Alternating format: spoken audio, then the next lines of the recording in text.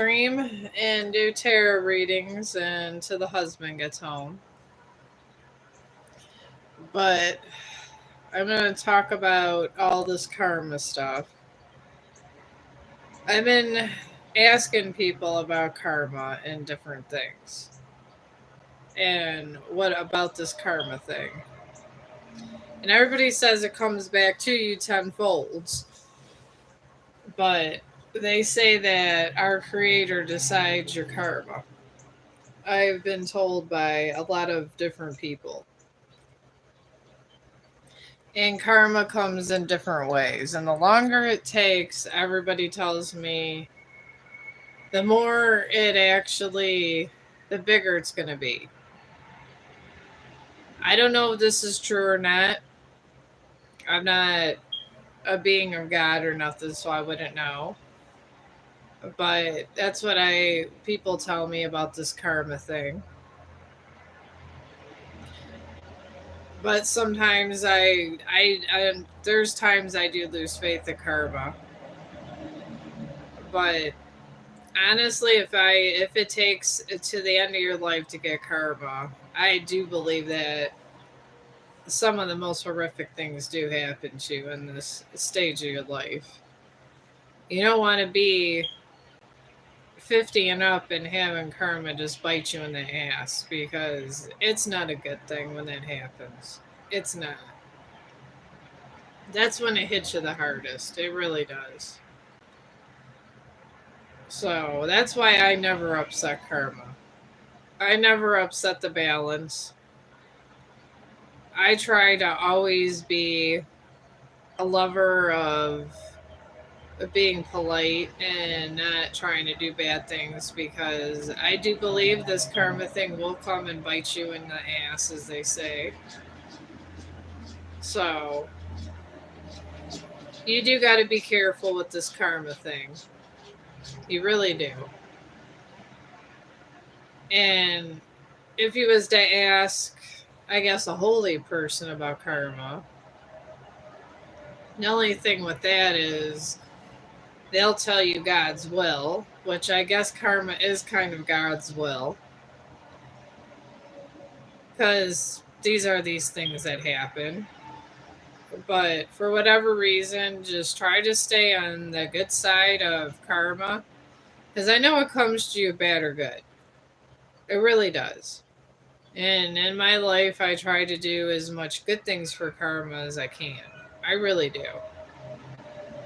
Every day I'm trying to do good things for karma and to add for humanity. So maybe this is why I'm in such good health at my age. It could be. And when I was sick, how I just come back. It is what it is, I guess, that they always say, but I do believe this.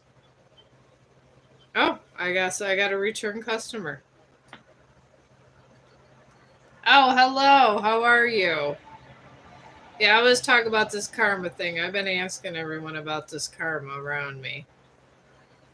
And everybody says that the longer it takes, the worse your karma gets. I don't know if that's true or not. I wish I understood this karma thing.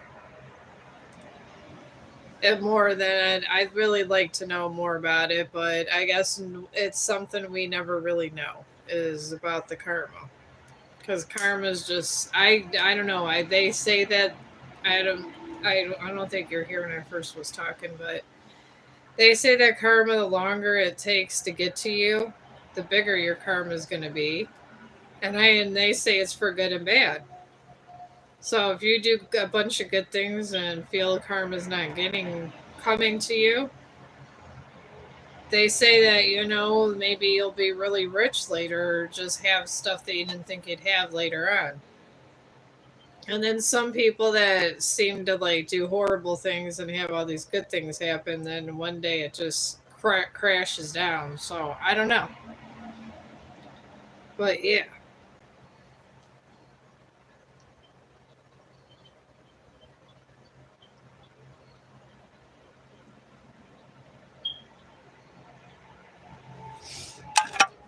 Are you a troller?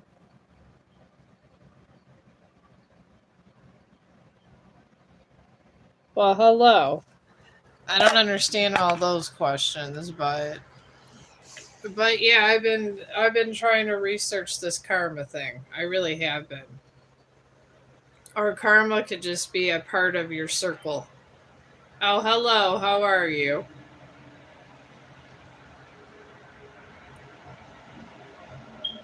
Oh, this is funny. I got a trickster.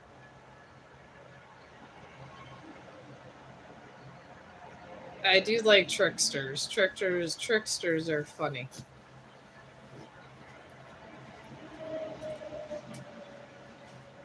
So is this a question mark or are you just putting I? Well, I do enjoy with having interest in my stream. I don't understand all the letters, but it is very interesting. Can you send something besides letters over here? I don't know, stickers or something fun would be nice. That would be cool. I do enjoy the people that find creative things. Well, send something funny like smiley faces or something. That would be fun. I do enjoy smiley faces. I had one person send me a bunch of stickers. I like those. I like to put those on my reels all the time, the stickers. I find them interesting. I like the stickers, especially over on Facebook, that oh, they always have them with happy birthday and stuff. And they got a bunch of other ones over there on Facebook. I find them very interesting. Oh, no stickers or anything? So you're no fun. I thought it would be more fun with stickers and smiley faces. I just go with basic emojis, but I do like emojis. I think they're funny. Ooh, I got an emoji. What? Do I got a happy emoji? Oh, yay. I love the happy emojis. Happy emojis are nice. I like smiley faces. I did see when I was on YouTube, I was watching that guy Mandrake. This guy, like, he's like a Christian rock person. I like him. He's a pretty good artist. Even though it's Christian rock, sometimes I go and I do like Mushroom Head and other stuff. I do love my Black Veil Brides. That's why I did a whole entire family trip with it because I do like him a lot. Oh, I get three smiley faces. See, this is fun stuff. I enjoyed the smiley faces. Or maybe little dog emojis are nice. Facebook's really big on emojis. And then I have fun, and they always have fun stickers that you can send for happy birthday and little birthday cakes and stuff. Those are fun too. I think that's the one thing I like the best about Facebook. They want me to do all my information again for my taxes because I told them that they didn't have my right information.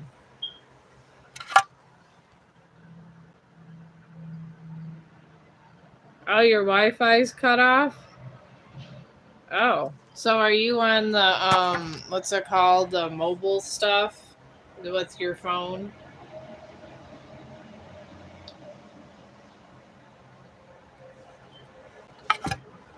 Did my reading get answered earlier?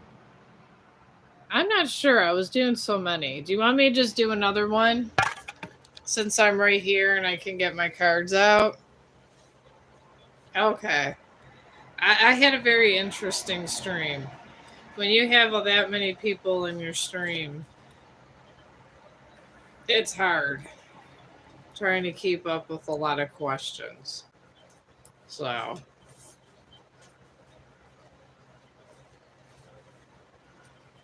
but go ahead and put your question in and I'll do it now. Yeah, I don't mind. I mean, I'm just here and The one thing I can do, I'm not a singer or anything. I don't think you would like my singer. Can you tell me how Jonathan feels towards me? I could do a pathway reading on that, on Jonathan, and see what we could pick up and do it that way. I mean, I'm not saying that some people are real or not real on this because I don't know, but I mean, I don't see how anybody knows exact things, but I could do his pathway to see if he's towards you or not. I mean, people probably see things in a different way, every person. I mean, I'm a believer of that.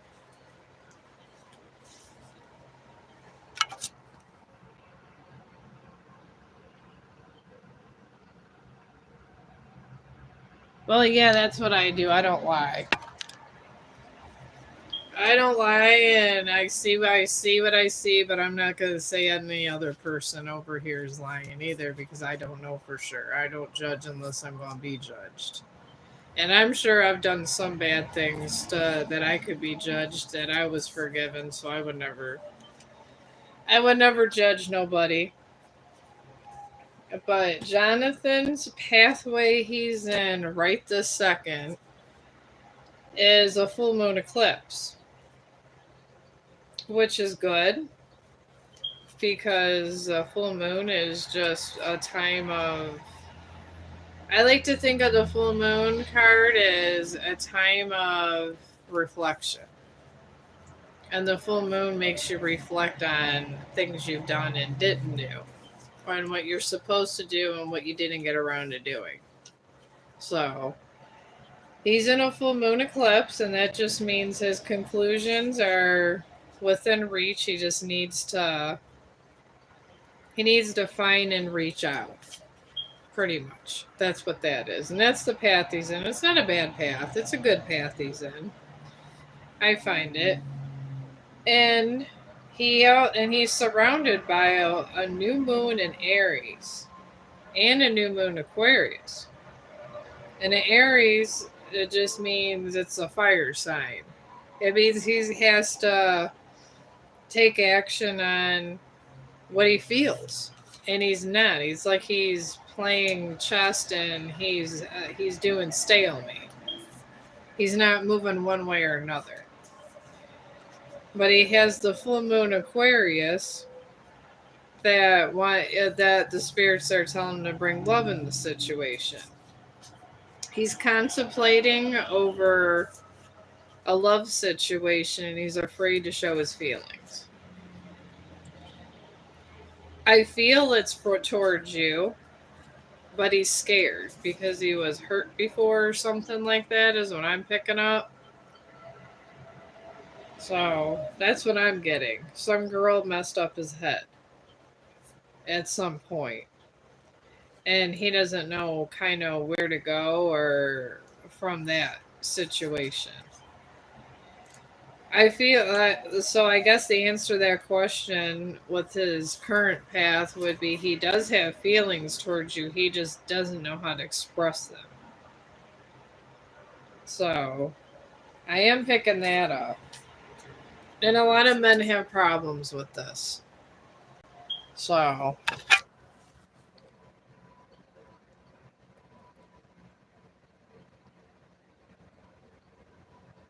okay. Do you think I should reach out to him? I would.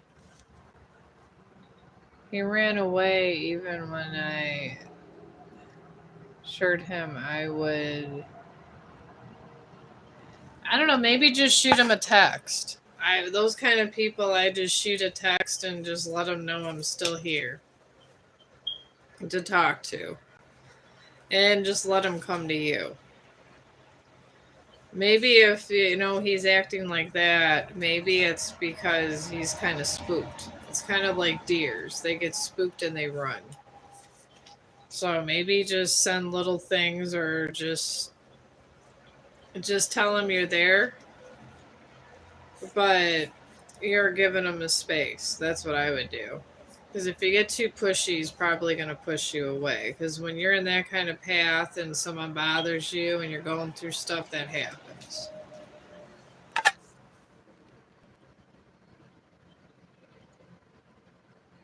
There you go. Start small. You know, a lot of people don't like to, when they're going through like hard times and they're trying to heal from one person, they don't like to be bothered and spooked, and they just kind of want to get over it to give you all their energy. Because you don't want to hear about this other girl all the time while he's healing either. So I would just say, "Oh, how you doing? How's your day?" Oh, okay. You're welcome. I hope it helps. I do try to be helpful. But yeah, that'd be my advice. Start small and move more emotional later. And like my mom always said, you get more bees with honey than vinegar. So maybe invite them to lunch or dinner. And just don't push a relationship down his throat. Just say, I'm here. Let's just have a friend date. I have a lot of those. I usually have mother son dates with my kids. Like we just go out to eat and we just shoot the breeze and just talk about whatever. Just have a friend date with them. Just say, I just want to go on a friend date, and whatever comes up, and eventually the friend date might turn into a real date. But it gives you a little bit of being comfortable with a person. Oh, well, thank you. I'm glad I'm helpful. I really am. I try to be helpful. In a world full of people that are not nice, it's hard for anything to be helpful these days. People are so judgmental and nasty. And, and sometimes they're a little bit crazy. You asked him for a friend date a while after we broke up. There's been no such thing. We can only have a real date.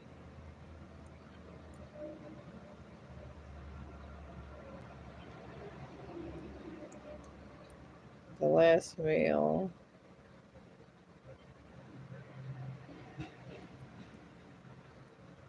He still met me for that. Well, that's good. Maybe he's a kind of afraid that if he goes on too many friend dates with you, that he's gonna want to get back together with you. People are always afraid of if something goes wrong. It's our human nature. We're afraid of rejection, especially if there's feelings involved. If he's afraid of rejection, it probably means he still has feelings for you, but he's afraid to move on because of what that other girl did. This is what happens in life sometimes when you get invested in one person and they're nasty to you and you need time, and you lash out sometimes, but he's not being overly nasty. Just shoot him some texts and give him his space and see if he wants to go on a friend date. And if he doesn't, say it's okay. I feel if he's acting like that, I do observe people a lot. That's what they do. They run away and feel uncomfortable around a situation if they like somebody.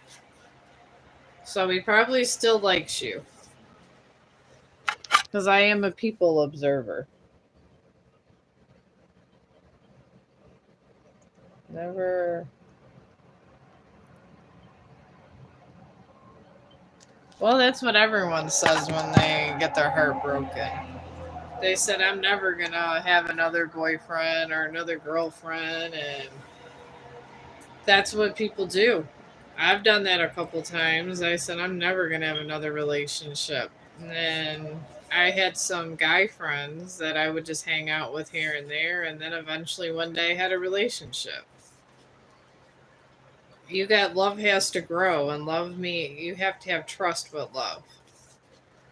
So don't even mention the word love. Just let it kind of foster and whatever it's going to happen. Let it grow. That's what I would do.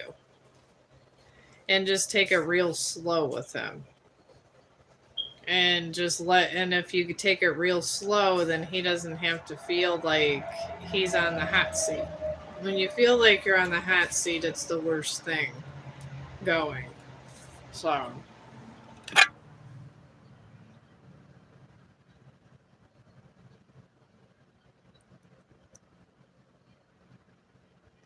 Oh, thank you, and thank you for listening to my stream. It make me feel wanted in the world. I have all this advice going on, and sometimes my kids don't like to listen to my advice because they like to be hard headed and stuff. But I'm glad you're benefiting from my advice. I know about a lot of different kind of topics. I've met a lot of different kinds of people, and I see people in a different light. I really do.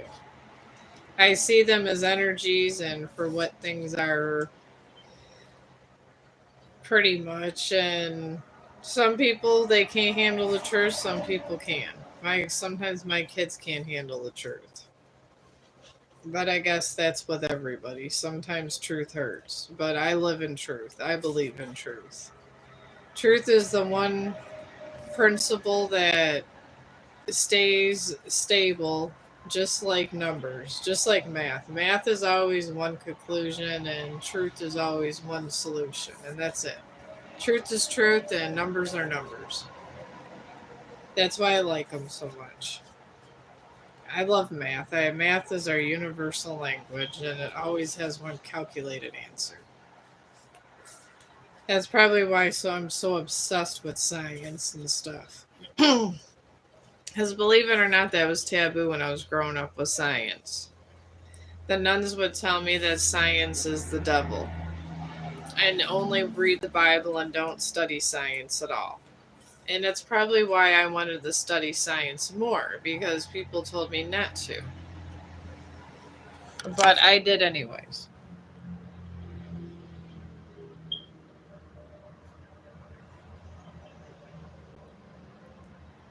Yeah.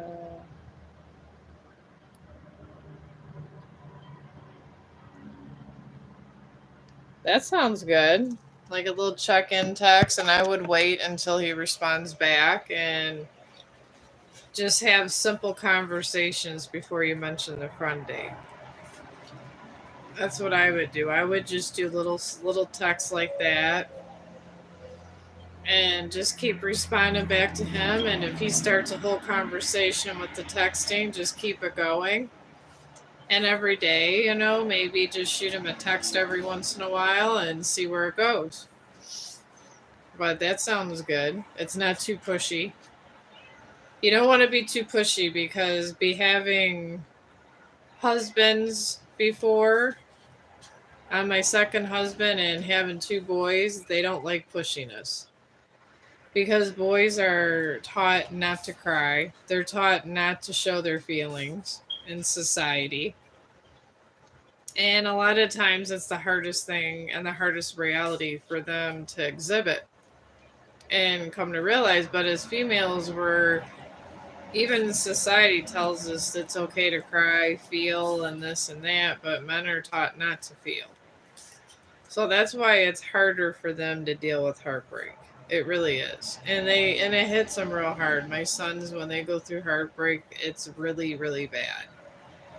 They get very depressed.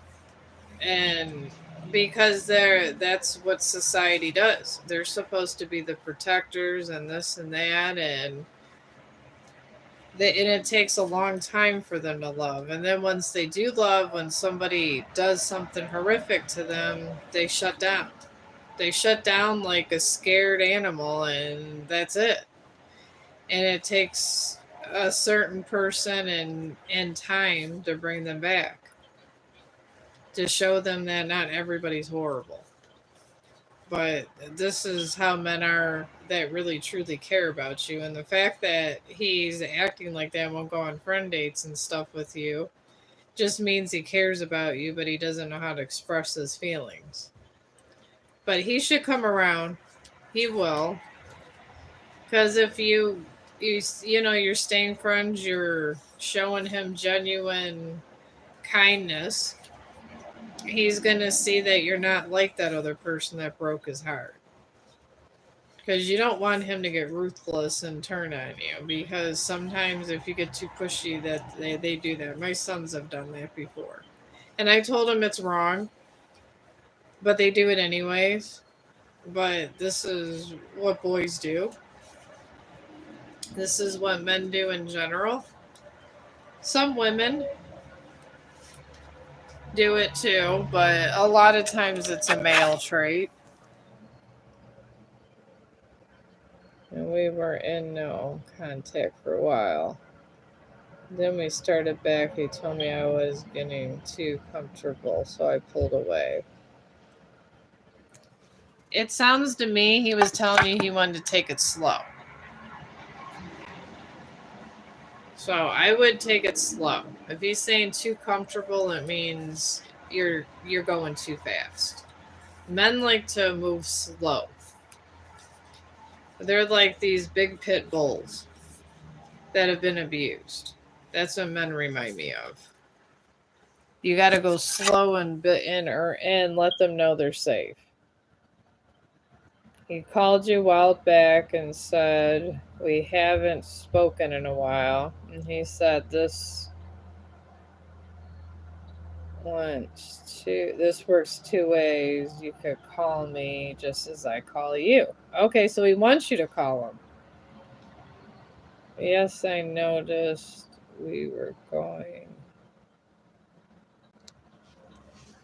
Yeah, I would just start texting him every day and see where it goes and go slow. He's pretty much telling you in, I guess, the new terms of this day and age, he wants to go slow. And he wants to see if it leads to a relationship, which is the best way. Because even the Catholics, after years of saying you should be married for sex, said you should live together for a year before you decide. So if a Roman Catholic can say it, then there's some truth to it. So he's just saying that he wants to build something, which is good. He might want to actually get back and be your boyfriend, but he wants to have an actual relationship with you.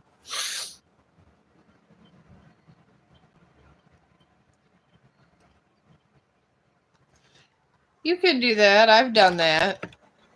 Text somebody and then every once in a while call them. Start with texting and maybe shoot them a hello text every day or and give them a smiley face. I love smiley faces. Give them a fun text. Don't make it negative. Don't make it about something he has to think about. Just just say I'm just calling in to say hi or or just you can say funny stuff or joke around with them. That's what I would do. Keep it real light. Because if you do that, then the men come to you. Because that's how it used to be when I grew up. You let the men come to you and you just went in slow. And just, I would start with texting them and just be like, I just got off work and I maybe like do an after work text. I'm going to bed, do a good night post. You could just say, I'm a post text. I'm so used to posting. Just say, I just wanted to say goodnight. I had a hard day at work and I'm going to sleep and do things like that.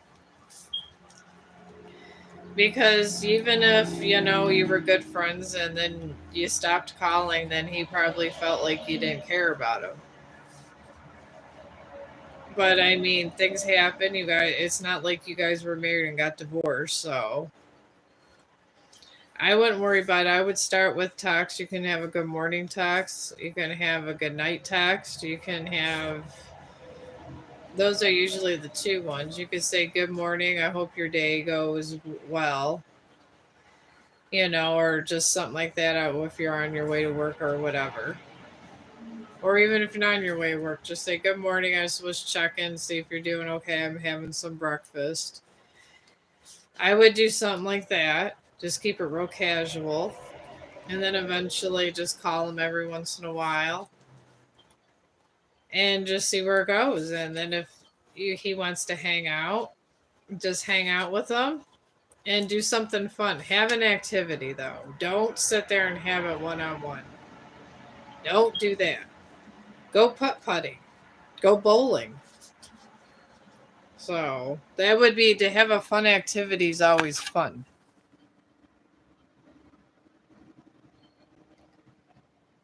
Well,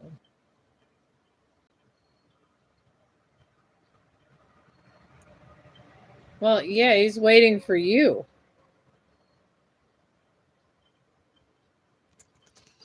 He's probably waiting to see if you're gonna text him. If he's texting you back, then he's interested in talking to you. But he's seeing how serious you're gonna be, and he's testing out the territory. This is how men work.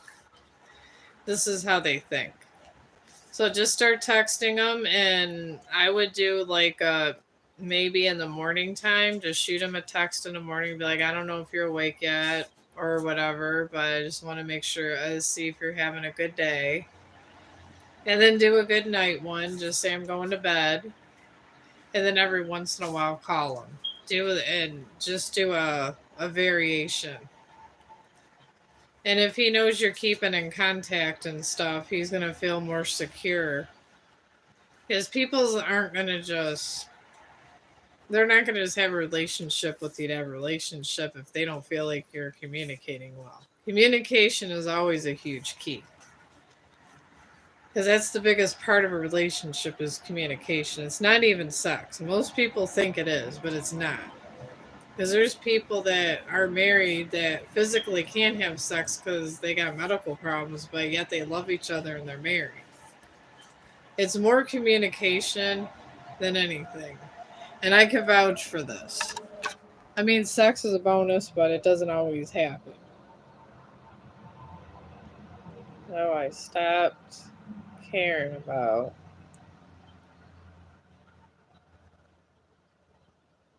calling and texting.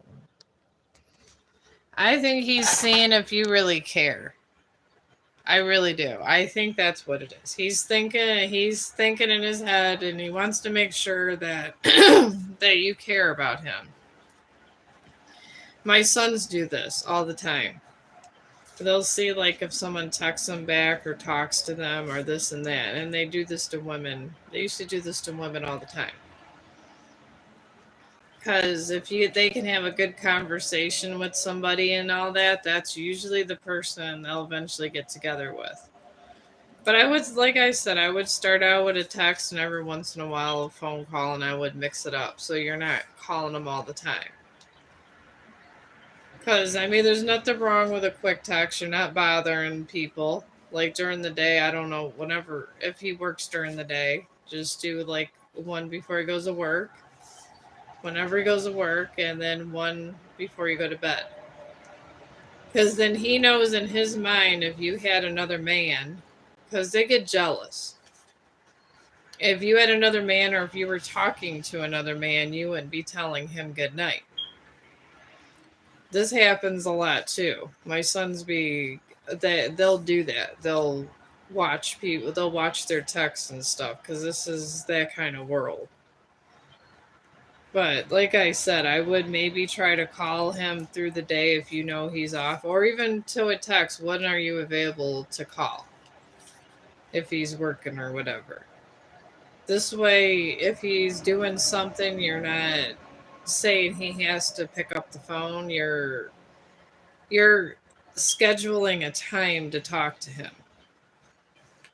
because you want to schedule a time because you want to not be overbearing at the same time. Be like, hey, can I call you around this time? Are you going to be busy? And don't ask him what he's going to be busy doing. Just say, could we talk later around this time, and see if he texts back. And I would feel the territory out that way. This way, if he's busy or something, he can tell you whatever, call me around this time. That's how I would approach that situation. Because If you start calling them at inconvenient times, you're going to get an attitude. Even my husband does this, and I call him a nice asshole for this all the time. If you call men around times that they're busy and you bother them too much on certain key times, they get angry and they might not be mad at you, but then they'll snip an attitude. So if you don't want to get the attitude, say ask when you could call them. Say I'd like to call you, but I don't know what time you're available. That's how I would approach that because that's how men are. They for this some of they usually don't like to be on the phone a lot. They're not big talkers. They don't want to talk for a long time, and if they do talk to you for long periods of time, you're probably the only person they talk to that long because most men are not phone talkers. But my husband's a live streamer. He talks to everybody. He's a little different, but most men aren't phone talkers. They're doing a bunch of stuff and they're always seeing what you're doing. You got to remember this about men. Unless they're like doing live streaming and crazy and stuff like that, some men are talkers, but most aren't. And generally, if they do talk, they're talking about women. Men are the biggest gossipers on this planet. Because I work with males and females, and the men gossip as much, sometimes even more than the females. They're always looking at the females at our work and gossiping along with them sometimes. And they're always getting involved with just various conversations, and they're talking about you most of the time. That's what it is. They're always talking about women. They're talking about this woman did that, and they'll have their female friends. The male nurses do it all the time. They'll be talking and they'll say, "Oh, my girlfriend did this," and they're getting it. And then a lot of times at work, they'll be asking, they'll be like, "Oh, so and so texted me," and that's usually how that goes because I see them, and I see lots of varieties of people in the healthcare field. This is why I don't really tell. I only tell my information to certain people because for next thing you know, everything's out there. Oh, that's good. Shoot him a text now and say, "Would it be okay if I called you later?" That's what I would do. And tell me what he says. Because that's real good. If he replied back that quick, then he's interested in talking to you. Because no one replies back that quick if they're not interested in talking to you. Alright, let me see here. This is dim or DM. Okay, DM. Communication for compromise to avoid friction. That is true. You got to communicate to compromise. Life is all about compromising and how you relate to people. This is true stuff. I mean, once you learn to communicate well, you have way better relationships in life. You are completely correct, my friend.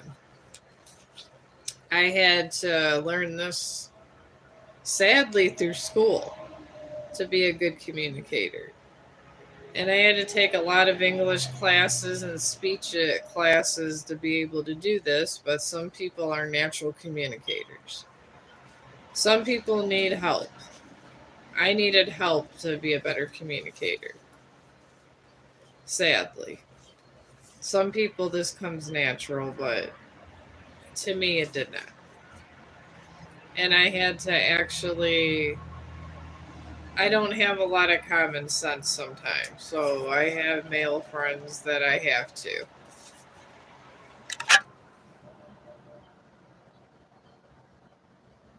Oh, it's a very good sign. I would text him back right now and say, since you're off work, can I call you later? And do that. Because technically, if he's not calling you his girlfriend, then it would be kind of imposing if you just called out of the blue all the time. But if you're asking to talk to him and he wants to talk to you, then that's a real good sign, too, right there. But yeah, that is a very good sign. He does want to talk to you. This is how nice assholes work. They don't like to be bothered like that. They're busy, they're out making their hustle, they're out making their money, and they're unwinding and this and that. But some people are like that. I guess I'd be called a nice asshole too. That's how I understand men a little better because I am one myself. That's why I could give advice like this because I think in that mindset and I'm not overly sensitive. That's why if somebody says something that's insensitive and they're in a bad day, I don't take it to heart and I don't get butthurt about it. Not at all. I don't get butthurt about nothing. If someone calls me a bitch or an asshole, I just say, okay, maybe they're having a bad day. I don't care. But some people do, some people don't. It is what it is. But that's a very good sign.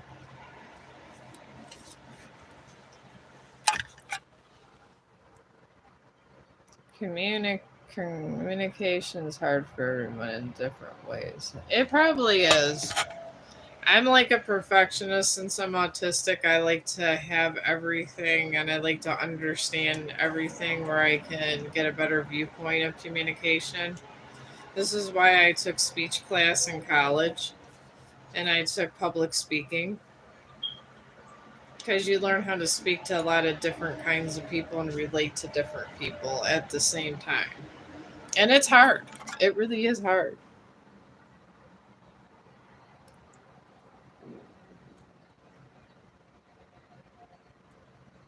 Okay. There you go. They don't get annoyed. Men do not get annoyed with text. They don't. Even my own husband that I live with, I have to text him at work. And if I call him at certain times, he's like a damn maniac because he's at work and doesn't want to be bothered. So you really, to stay on the good side of a man, you have to know. I even asked my husband what's a good time to call him. I do. And if I don't call him every once in a while, he goes, you never called me. But I always shoot him a text. And if I want to talk or whatever, or just see what he's up to, I shoot him a text and he'll say, is it okay to call you? When is it okay to call you? Or something at work. I even have to do when I'm married. So this is not just a single thing. This is just a human thing. This is just how they are. Because he's probably a busy person. If you're busy, that's how busy people are. And my husband's very busy. He comes home and he talks to me for a little bit. Next thing I know, he's talking to a couple of his friends and then he live streams. So, and then he lets me know when he's done with his live stream and this and that. So, that's how I got the idea to live stream over here. I just didn't think I'd get a button, but I mean, I don't know if you want to be on his live streams. He's screaming and doing the gaming side. I mean, unless you want to go deaf, I don't think you want to be in his because he's screaming because he plays Dead by Daylight. And he plays Survivor. Sometimes he plays Killer. Mostly it's Survivor, but he's always screaming because someone's trying to kill him, so. And I have to hear all this as I'm going to sleep, trying to go to work the next day. So this is my life, but this is how I understand this. And this is how I can give good advice about this. But I don't think I didn't text my husband at all today. I just let him be. But oh my god, my cat's ridiculous.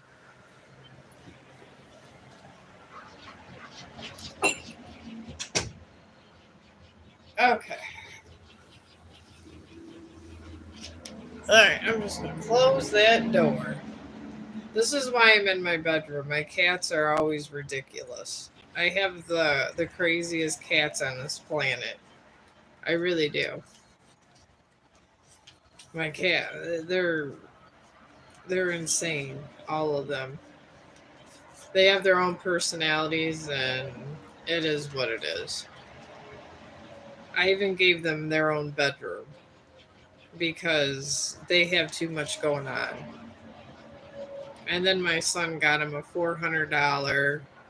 Well, he had one cat and he got a $400 cat tree. And then he was moving and he gave me a couch and this $400 cat tree. And then he's talking about me having a zoo because I'm always pro animal. So I just leave him up in that room and let him come out. My phone died. Oh, okay. That's fine. That happens to me all the time. I have.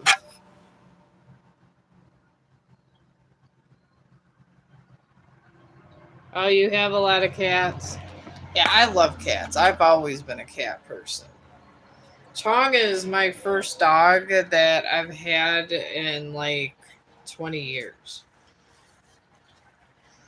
I usually vibe with cats more than dogs, but he gets along with all my cats because he was raised around them. But I didn't even I just became a dog person. But I'm a cat and dog person now, I guess. But it's hard when you have cats because I'm not giving up my cats, and my dog adapted to my cats. So, but yeah, I love them. I all of them are rescues, every single one of them. I have kittens that I was babysitting this pregnant cat, and I couldn't rehome all of them, so we kept two. And then I had another cat. She's a little slower. She's not the smartest of the bunch, and she's never had sex or anything, so I don't even think she goes in heat. So, and she just literally, when I had the kittens, I needed a babysitter, and I just had her with the kittens, and the kittens were so young because the mom wouldn't feed them, and I'd put out milk for them and everything. They just think my other cat's their mom. So I gave them their own damn bedroom because they're always climbing up on things and they got too much going on. So they got their whole entire room.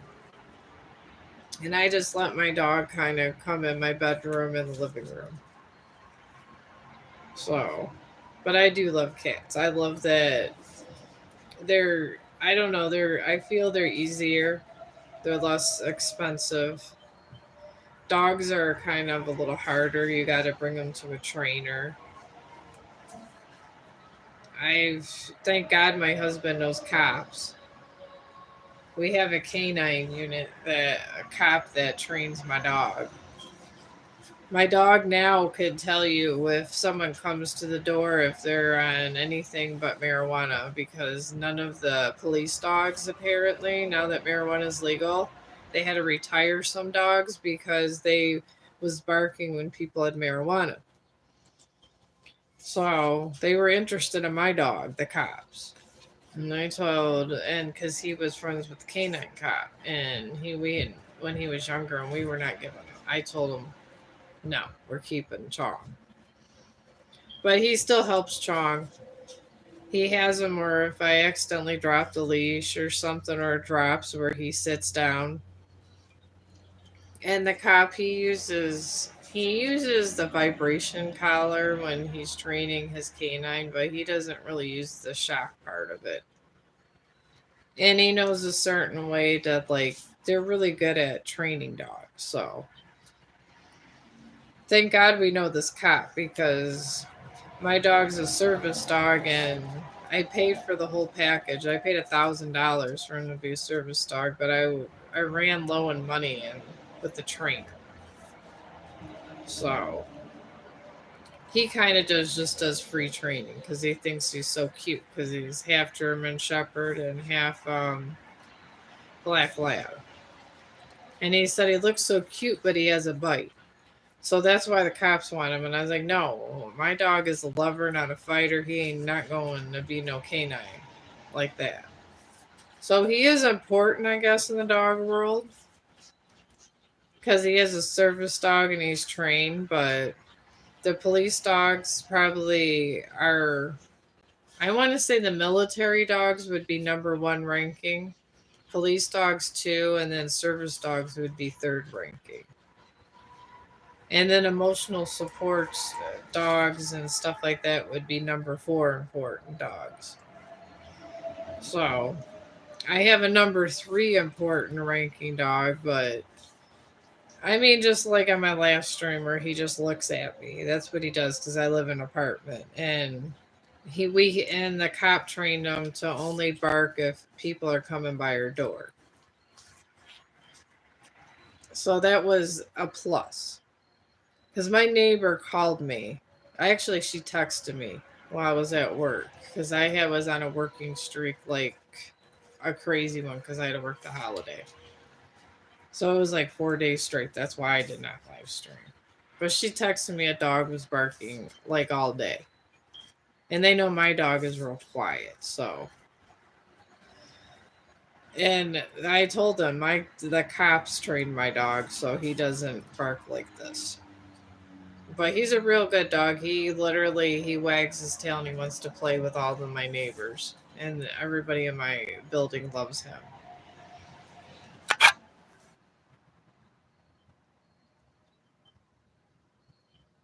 Oh, hello. What is it? We got a new person. Yay. To join the Chong family. Anime freak. I love it. I love anime. Anime is some of my favorite things. I had a dog. The first dog, he died a few years back. Oh, we had a we had a cat named Max. These are dogs around, but my dad has fishes. Oh, that's all right. We had a cat named Max. My son, he brought in this cat from outside, and I told him I love all animals, but I don't know about this cat from outside. He was a rough cat, and it was the middle of winter. We built him a house, and then eventually he came in, and he was like a dog. He was big, but he was like a dog, but he worked out well. He did end up attacking a deer and fighting with a deer once. So Max is a good name. I like that. Can I see what's coming for me? Yeah, I can do a pathway reading for you.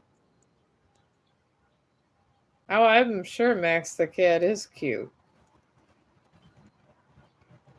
I think all animals are cute, though. If you ask me, every dog is cute and every animal's cute.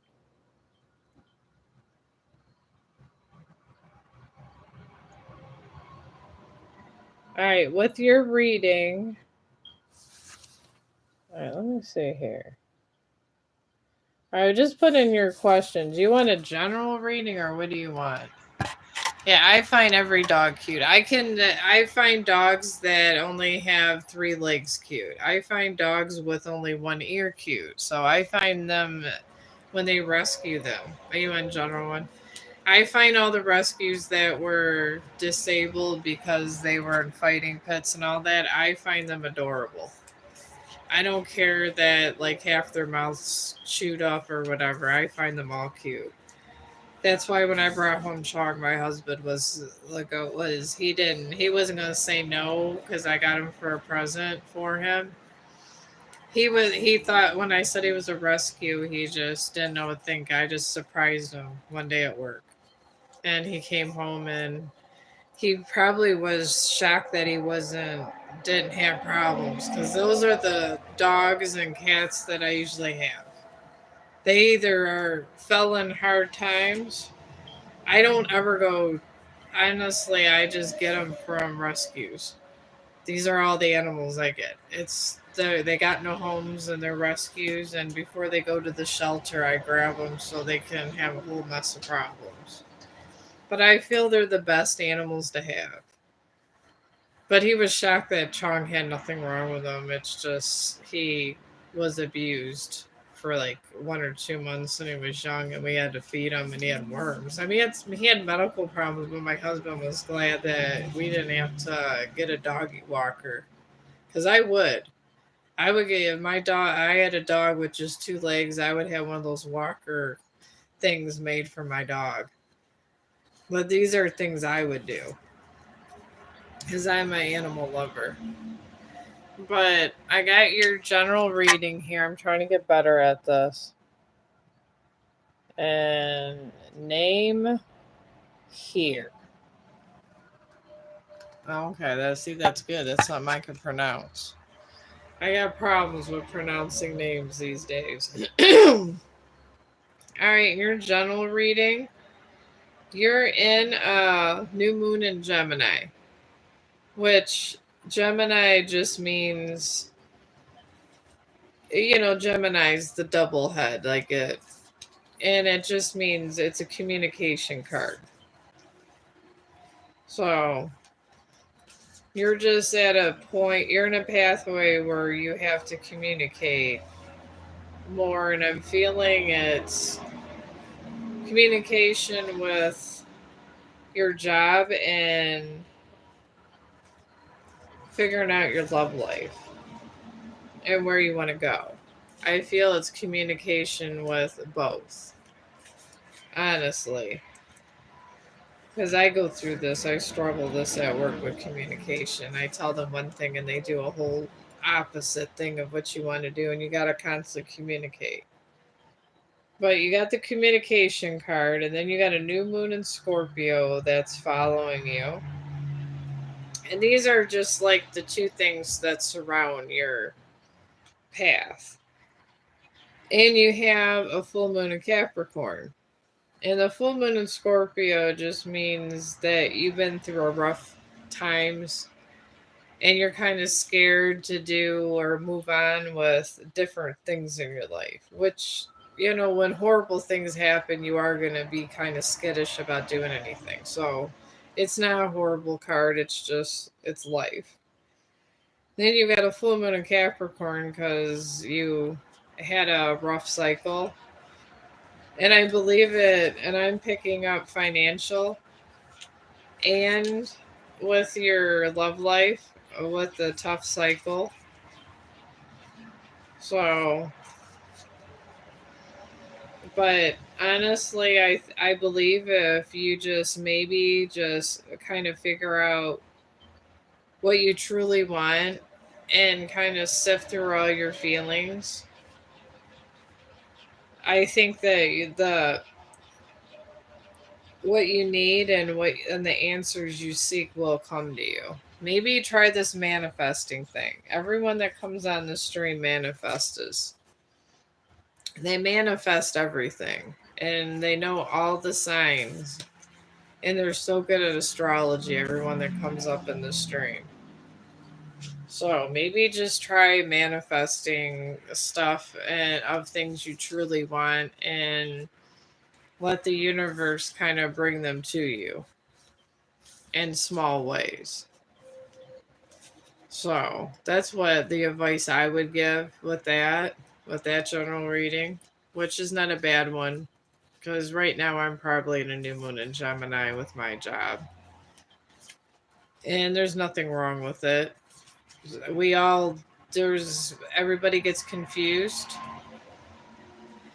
And a lot of times you're getting one situation, you say another, and then everybody's doing a whole other thing that you was like, what the fuck? That's not even what I said. I had to write a letter to my DON when I asked them I want to float around to different units to get me a break from certain patients and certain assignments. And then one of my other friends came by and she goes, "Why are you on this assignment every day?" I was like, "I don't know. I was supposed to be afloat. I think somebody doesn't know how to read around here." I struggle through this F50, so don't feel bad. We all go through this kind of thing, and then you're going to go through this path many times in your life. So, as long as you kind of know what to do and you manifest what you want and move it along, usually you're better. But I would say if you're going to manifest something, I would suggest a clear quartz. A clear quartz gives clarity, and it can actually, while you're manifesting, it holds energy. All crystals hold energy. This goes back to ancient Egypt. This is just not a me thing. In ancient Egypt, they used to use these, the priest, and they would use these crystals for some kind of, they're calling for like a communication thing, and they would harness energy, and they had some kind of electricity, like a battery. But if you get a clear crystal quartz and you wear it around your neck or keep one like in your pocket all the time, it takes your energy. And if you manifest something, it'll bring it towards you a lot faster. So if you're going to do that and contemplate and trying to bring things that you want towards you, I recommend the clear quartz, because that crystal itself does the best for that job, because that's what you need. You need something to harness all of your energy of what you're manifesting to reality, so you would need that crystal. And when you do get this crystal, get one that calls to you. I like to go to crystal shops, or if you can't go to crystal shop, just maybe go to Amazon, order some, and and usually they come in sets, and then just pick the one that really you vibe with, that's nice. Put it by your window. Maybe try to get some anointing oil and put anointing oil on it, and start manifesting what you would like to do, and what direction your life would like to be in. I do this all the time, but I do with my moonstone now that I've graduated, and my nice witch friend gave me one of these, because you don't want to get a moonstone. I was told it's bad luck and they don't work if they're not given to you. But anybody can have a clear quartz, and there's no bad juju on those. So I would never buy a moonstone for myself. I would give it to someone if I was, since it's bad luck. So, and sometimes you gotta pay attention to these things when people tell you. All right, let me see if I got another question here. Oh yeah, go ahead and put your question in, and I'll get you next. Oh, it's so hard for me to tell whose turn it is. So I'm just kind of like, oh my god, hang on. Okay, you want to know what's JP's next action towards me? Oh, that's okay. I'll get to you now. I'm trying to get better at these. When you get more popular as a streamer, you get all kinds of comments, and you're trying to talk and then do do everything. It's like a major multitasking, and I'm not the best multitasker. I try, but I'm not the best. I always tell my patients to wait their damn turn. This is what I do. I tell them I'm not I'm not Jesus. I can't walk around and just puff and be there. And they laugh at me, and everybody waits for me to go change them or whatever. But yeah, thank you for understanding. This is not an easy job up here trying to control all these comments. And if you missed one, and it's easy to miss a comment, it is so easy. I don't know how people that have millions of subscribers get through them all. You would have to be in there a week. But, anyways, you're JP. It is JP, right? Oh, okay, yeah. All right, JP is in a full moon in Leo, his path right now. And this path usually means they have an ego. And I guess if you want to think of clinical terms, this would be referred to as a superego, the full moon in Leo, psychologically. This just means he thinks he has a chip on his shoulder and he's being a bit of an asshole. And that's what you call a superego. So he's in a superego path, and I'm sensing he's more on the young side. And guys usually that in their 20s to 30s can get a superego, and they can be a little bit of an asshole at times. But when you're sometimes that happens to every guy.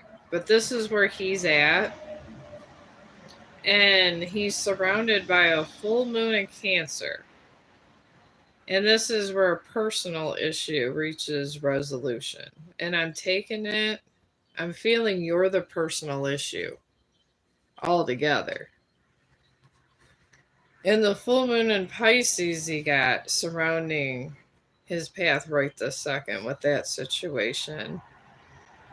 And this is where you have to balance your spirituality and practicality, but it doesn't always mean spiritual.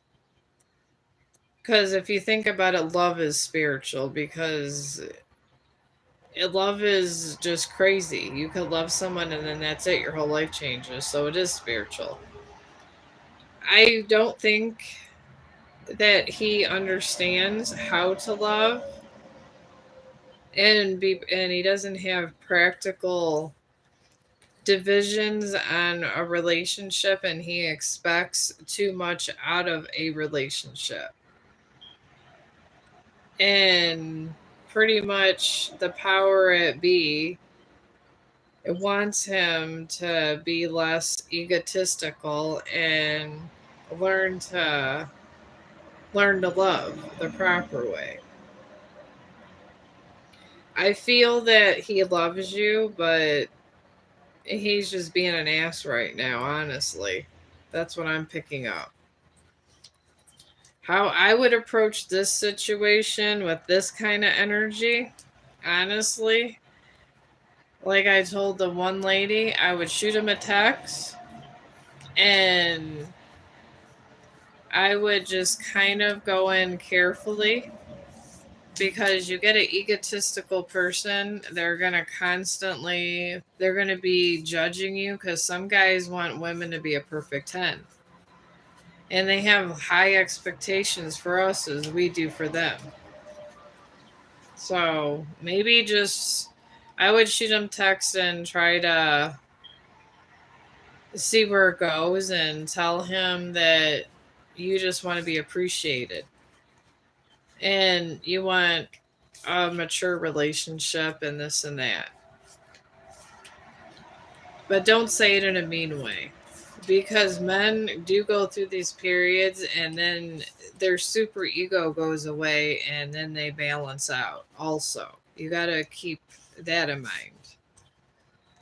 So that would be my best advice. Just take it slow with him and see where it goes, but don't get too involved or too pushy at the same time.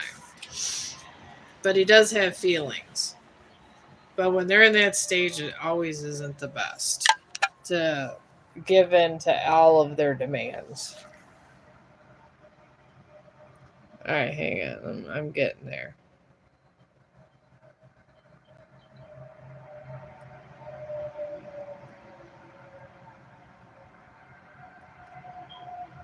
You think he will take any action to me eventually?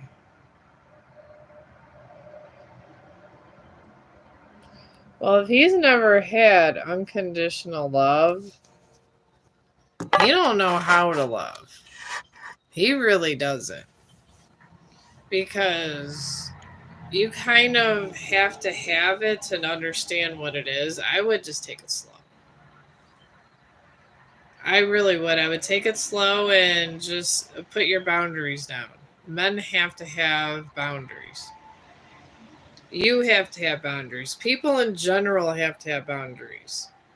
Just say, I want to start to try to have a mature relationship and I'd like to know where this is going. And honestly, everybody's having, I guess it's okay to have the sex as long as there's an agreement and everybody's comfortable. But if you're already having sexual relations, just tell them that you want to take it slow, but eventually you're looking for a relationship. And I would leave it at that and tell them, what kind of relationship you want. If you want a committed one, or there's all kinds of them. There's ones where there's sister wives out there. They're very interesting dynamic. I mean, I watch TV. I mean, you can't discredit their lifestyle, but just be like, this is the lifestyle I want with my person that I want to be with for the rest of my existence. And maybe just start talking like that and start laying down these rules and boundaries of what you're going to accept and what you're not. Because if you don't lay down boundaries and they don't know what you want or what you're going to tolerate and not tolerate, you're going to get a whole lot of heartache.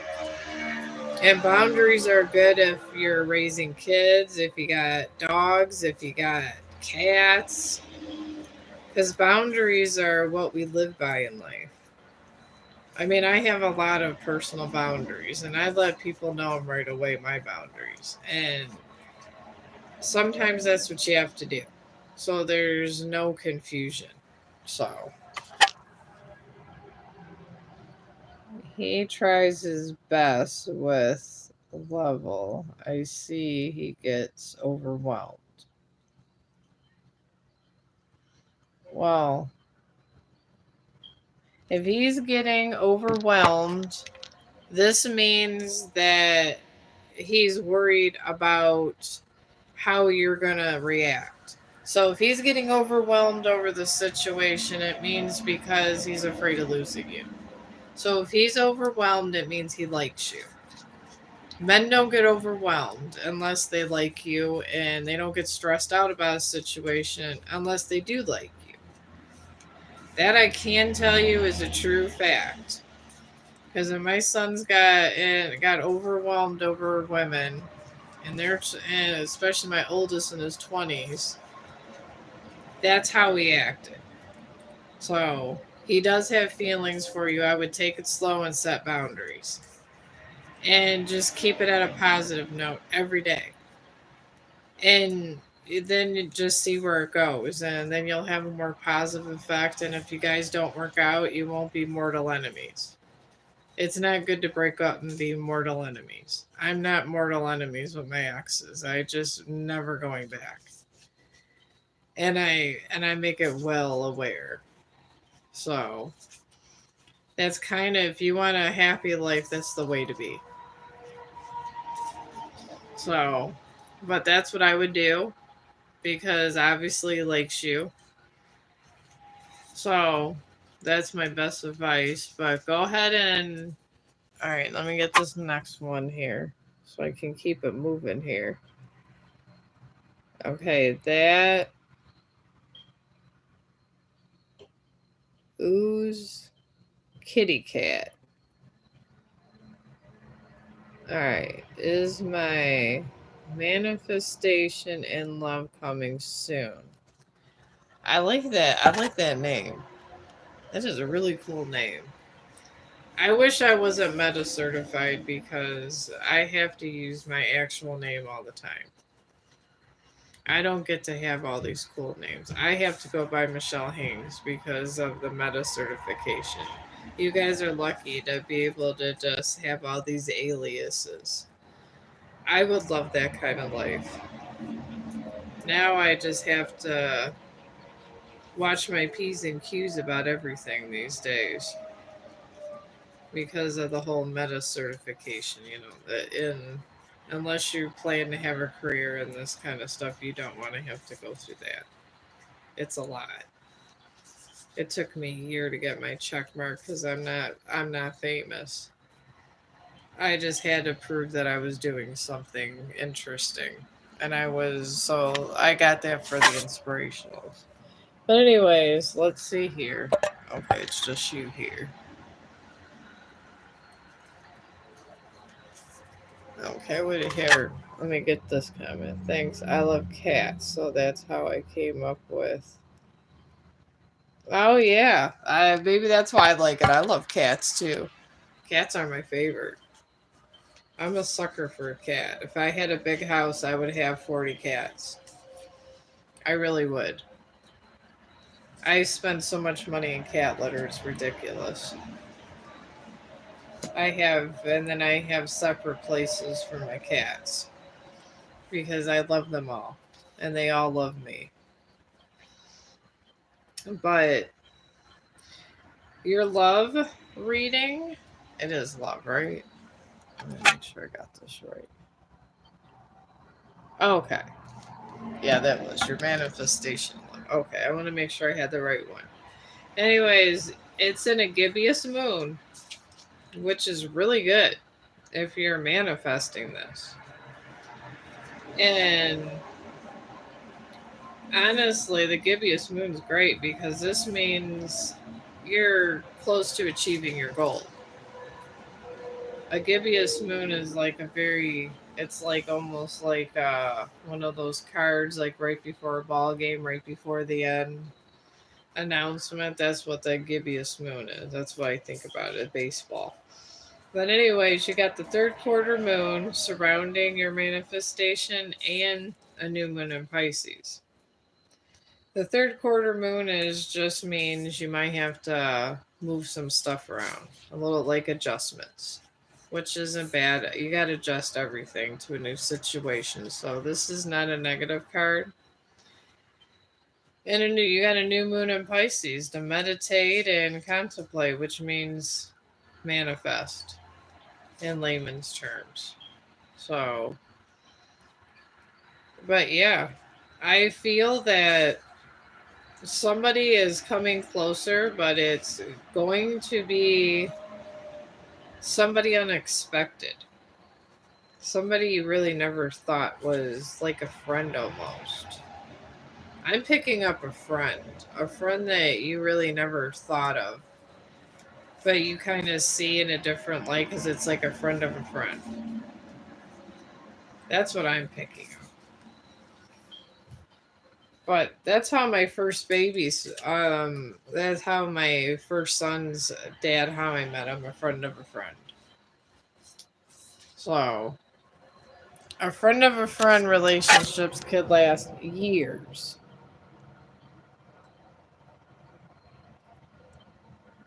Uh, that's good. Working on energy like that is really good. You kind of restore my faith in humanity.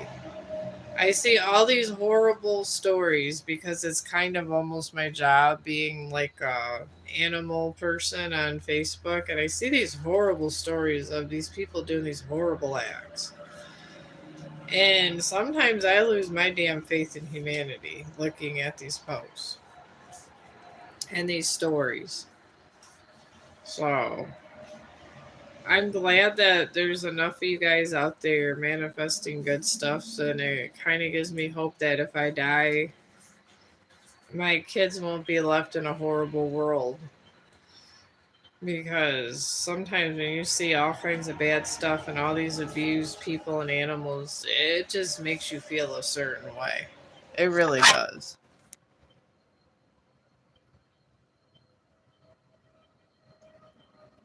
As I'm manifesting a new beginning with my current person. Okay. I feel like there will be a choice for me to make. Yeah, someone's coming.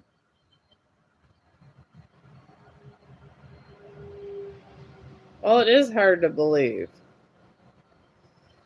But yeah, believing in something is hard. It's hard for me to believe in humanity. That's why I'm over here. It kind of restores my faith in humanity because I get to the point where I just feel like everybody sucks. And then I come over here and all you guys are manifesting and doing wonderful things. And then I'm like, well, maybe there is good people in the world. Because sometimes is when I'm over there on Facebook and picking up all these different stories and stuff, I'm just like, OMG. How is this even possible? Why would somebody do that? And it makes you does make you feel a certain way, but you guys are awesome. You guys are always trying to manifest good things and be happy. Maybe eventually everything will balance out eventually because with that moon that we had where the moon went over the sun that happens every 120 to 150 years. I guess when this happens, there's a shift, and it's usually a shift. When this happens, there's a shift in a lot of negativity. And when that moon goes over the sun in the way it did, not the sun going over the moon going over the sun, it brings instant karma because it brings balance.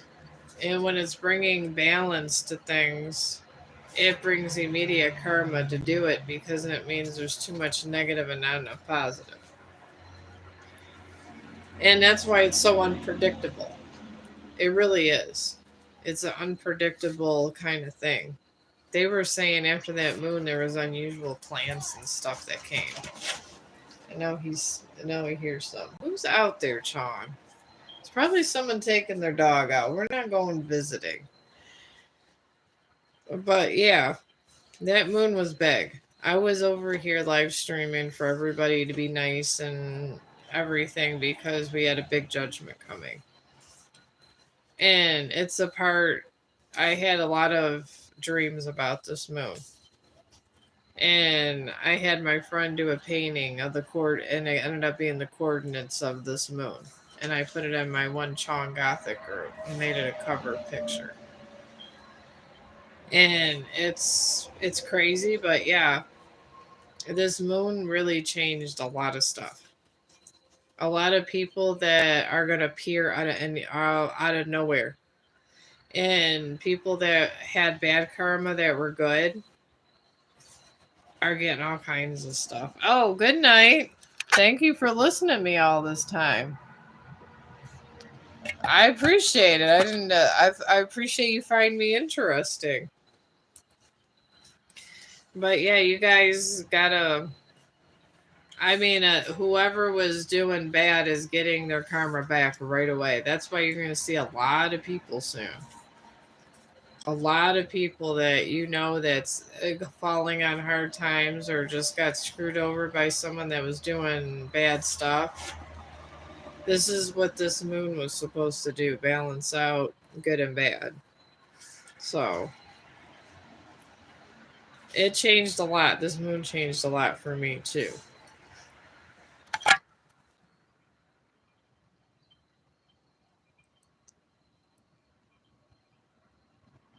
Oh yeah, I have a lot of ideas and I have a lot of prophetic dreams. I have death dreams sometimes. I have a lot of death dreams, and sometimes I dreamed of Chong almost dying in a corner before I knew him.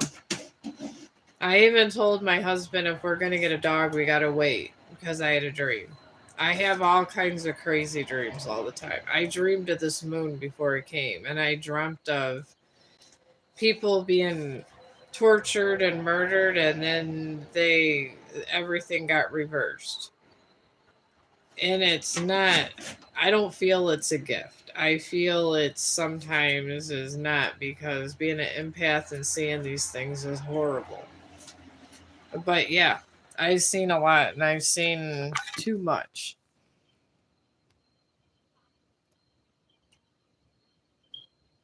Yeah, I can give you a general reading of your career. I don't have a problem with that.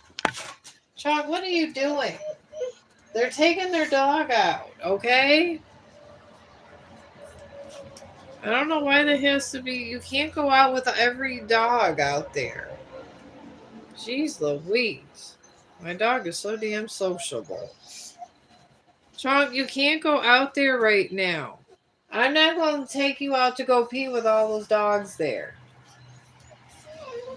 Sometimes some dogs aren't friendly. Oh my god, here's Jumanji. Hang on.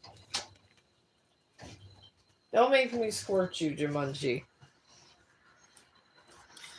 Anyways, yeah, squirt bottles are very effective. I use the squirt bottle in Chong too. But let me get your career thing going. All right, your career path is in a fixed moon.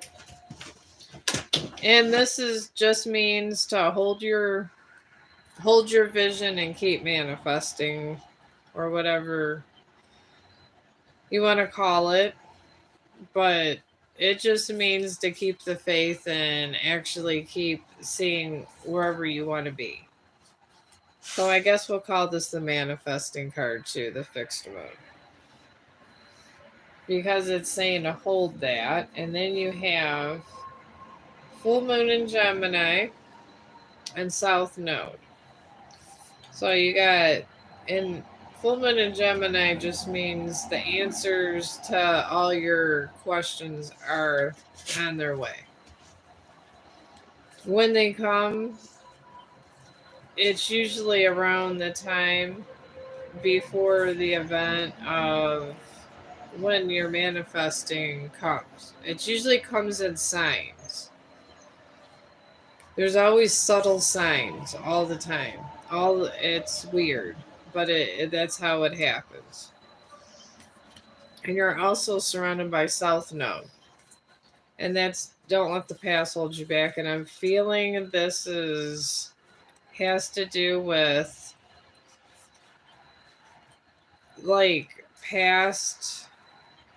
I'm trying to think. This might be just people, families, or just friends saying that of something that you can't do and you say you can, type thing. And people are negative out there and always say you can't do this. You could do anything you put your mind to. If I could be up here live streaming being autistic, you could do anything you want to do.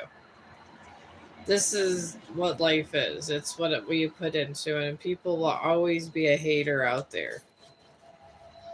But honestly, I feel that it's coming, but with your career, it's just going to be, you're going to have like certain things you're going to have to do to get it ready. Kind of like how I'm going through. Because I'm trying to get this phlebotomy job and like different stuff, and now I got to call Department of Education and different things. But I feel you're going to get it, but it's just going to take a little paperwork and a little couple preparing things. But you're going to be okay.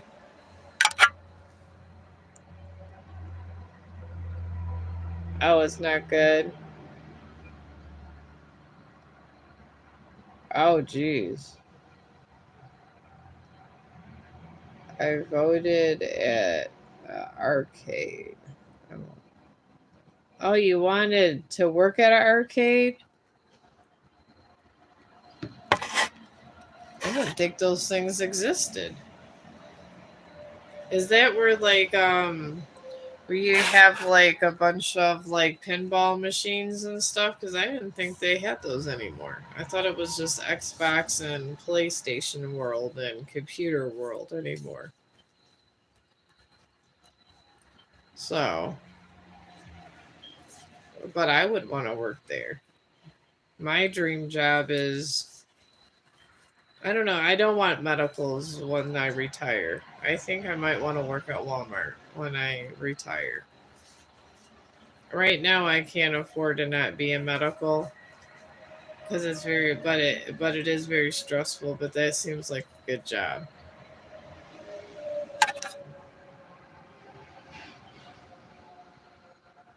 Oh, you were working at an arcade. Okay, that seems like a fun job.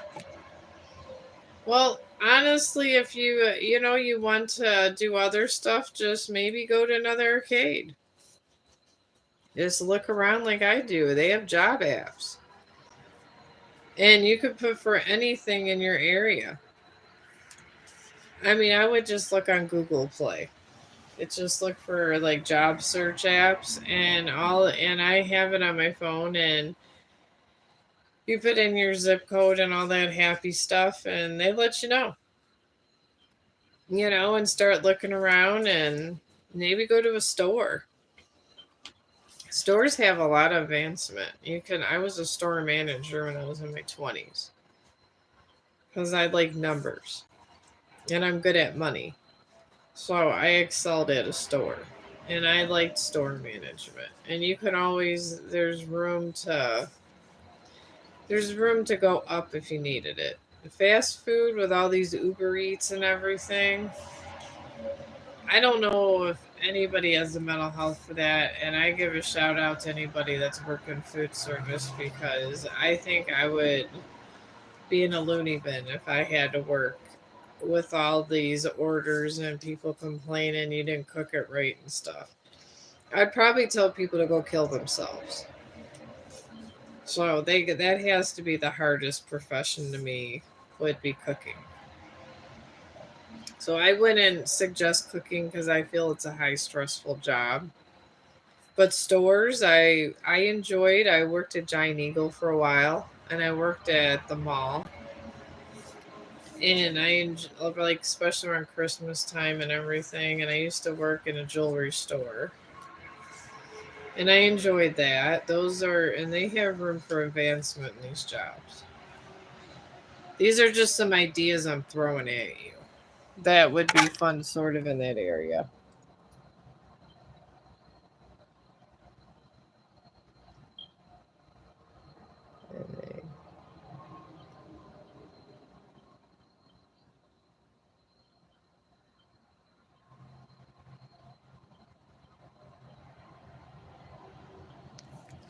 Well, if they accused you of stealing and stuff, maybe is there someone to talk to let them know? Maybe you could talk to a higher up boss. I always write notes to my DON or run right in her office.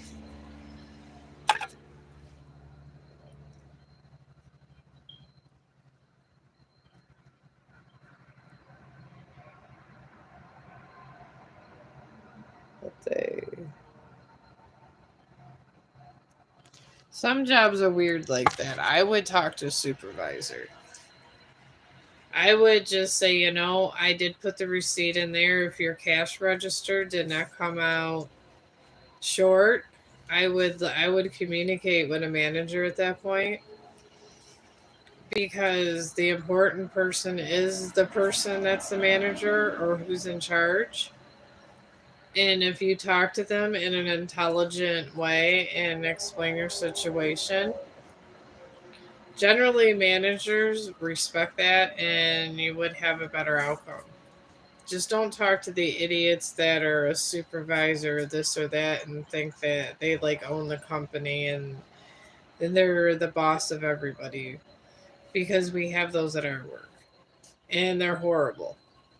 They're power junkies. Don't talk to the power junkies. Talk to the people that are actually in charge, and generally they're not power junkies. And find out what's going on and tell them, about your situation. And if they still don't want to hear you out, I mean, that's an easy job to get another one with. You could go to a store or anything. But if you're in an arcade place,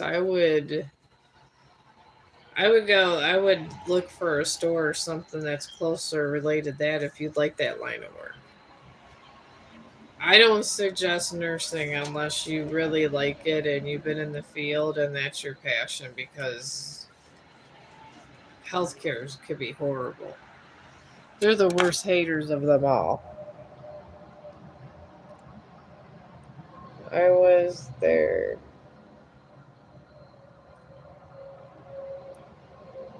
Alright, you were the newest employee. No one ever saw me steal anything. I spoke to the manager,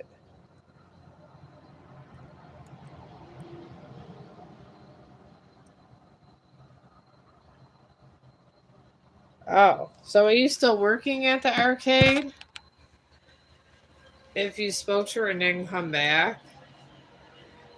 Because if there's no proof that you did it and you talked to the manager, I would just tell, if you're still working there, I would just tell everybody to leave you alone.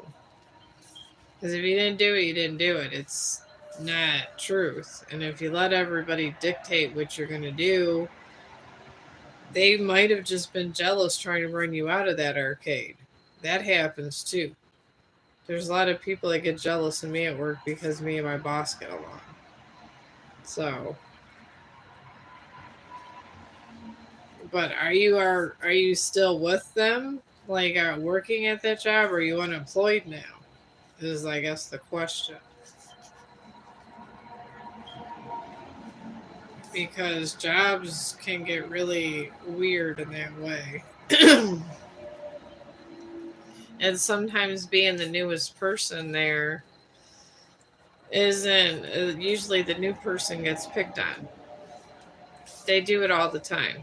They call the new employees at my work that, since I've been there 10 years, it's different because they just know I don't give a fuck. But the newer employees, they'll say, are lazy and everything.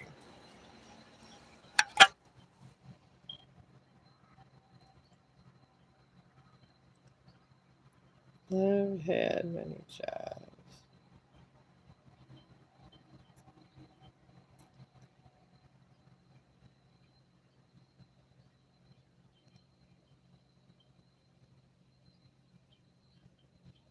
All right.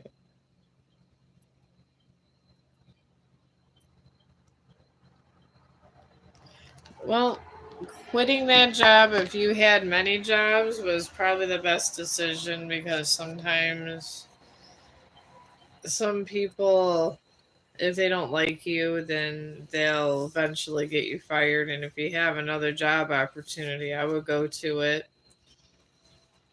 But these people are like this. They could be assholes. They really can. You can't trust anybody. They're always thinking, like, they always, because I was helping out the kitchen one day because they were short staffed at my work, and I had a can of Coke. And one of my workers said, "Oh, would you steal that from a resident?" I was like, "No, one of the people in the kitchen gave it because I was delivering dinner cards." So people say stupid stuff. They really do. And I don't know why they just do these things.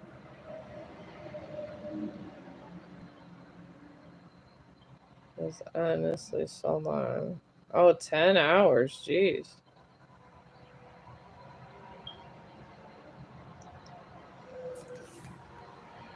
Yeah, that's a long day. Well, I do 12-hour shifts, but I get to sit down when I want to sit down. If I gotta eat, I tell everybody I don't go outside because I don't smoke cigs no more. So, but yeah, that's too much. I mean, especially if you were doing like 12-hour shifts and you wanted to do it and you had 4 days off, it'd be one thing, but that's too much. I feel you'd be probably better suited just finding somewhere and just do what you're doing. Keep your distance. And I've had bad jobs. I get it. In some of these jobs, people get there and for some reason they run people off. And then people that ran everyone else off are usually the ones doing the crazy stuff. Somebody that probably did steal something was trying to say you did so they wouldn't get caught stealing. That's usually what happens in my work. The person accusing a person of stealing something is usually the person that is stealing. Because they always say the person that accused someone of cheating in a relationship is usually the one that's cheating, the real jealous person, because they feel guilty.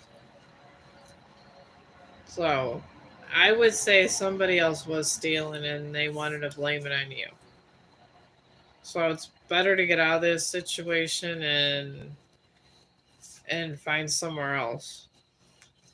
Because you don't want to be stressed out. Stress can lead to gray hair and hair loss.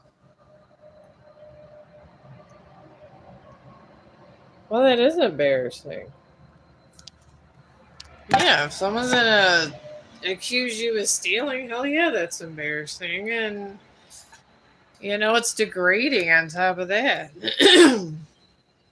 If you don't have absolute proof of a situation, it could be bad. And they shouldn't be doing that. They should have absolute proof. At my work, unless somebody actually caught you or seen you do it, or they seen you do it on camera, they don't have no basis for this. And if they're going to do that, they're probably throwing everybody under the bridge. So you don't want that. But yeah, I have a feeling that you're going to have another job very soon. And sometimes you got to find that right fit. I mean, believe it or not, even though I'm up here or there, when I was younger, when my older son was like 2, I worked at Burger King.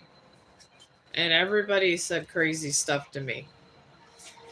And I ended up being fry girl, so, and I got kicked off the Whopper board.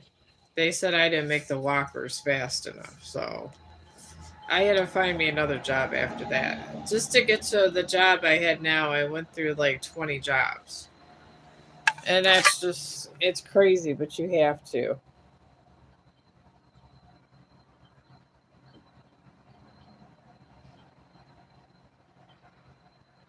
Oh, the balls. All right, giving.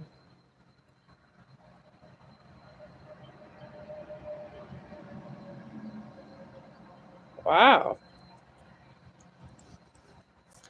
I didn't realize those arcades, like Chuck E. Cheese, like type thing, were so involved. I remember taking the kids there when they were younger to those kind of places, but that's a lot. They probably going to have a hard time filling that position because that's a lot to do in one day. That's why I just stay where I'm at and argue with people. But maybe I mean, those kind of jobs sometimes aren't the jobs you're going to retire with. Maybe just start focusing on a job that you're going to actually like when you get to the end of your jobs. Maybe decide if you want to do healthcare or business. Those are two big ones. Because healthcare careers, I mean, they're not for everybody. They are super stressful, but they are more constant and they're guaranteed. You could be like a social worker, all kinds of different stuff. Maybe if like you had like a kind of a job like that, but you were working towards a bigger goal, it wouldn't be so bad. And you would feel more fulfilled. That's what I do.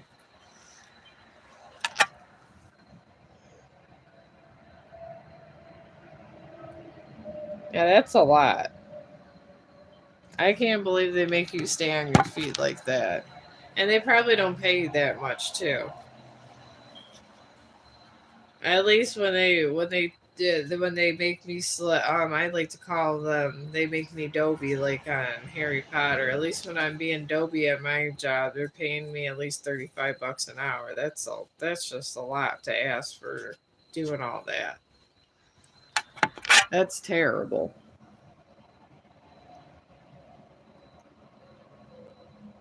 That's why I decided not to go back. 'Cause- oh, yeah. You can burn yourself out. I would not go back either. I would not actually go back. But I know a nice, easy job without like job training is like housekeeping. Like if you don't have any kind of like felonies or anything on you and you could pass a background check, you could do cleaning at a hospital or a nursing home or something and they pay well. Like floor cleaners make I think like 25 bucks an hour. I was at the Cleveland Clinic for a while. And back then, the floor cleaners made like 20 bucks an hour. And at night shift, they just go and buff these floors. And now these floor cleaners probably make 30 bucks an hour. And they took a lot of breaks. And you don't have to have any training for this job. So that's a thought. Oh, I'm sure you were. They were working you like the slave and not paying you. But if you're gonna work like that, you might as well just until you get to your other job you're gonna retire with. I would like think about housekeeping because I do not recommend. I don't recommend healthcare unless you kind of have a liking towards it because it is not. There's like nurses losing their license every day. And there's some nurses coming up as drug addicts and losing that, and they're always on the spotlight, these nurses. So, unless you kind of can deal with always being on the spotlight and stuff, it can be hard. But housekeeping, and I've seen like because I see a lot of housekeepers obviously, and they seem to have are happy and they're joking around and they get a lot of breaks because you just finish your little stuff and then you go on break. And you really don't have to tell anybody. It is an easy job and they pay way more and they pay pretty good. But that'd be my recommendation just because I'm around a lot of housekeepers. And I always, if there's a big mess, I clean it up because I feel bad because I'm not going to make them clean up my mess. So I did end up doing half their work. But that's what we do is in nursing. I'm not going to have them clean up nasty shit because I'm not like that.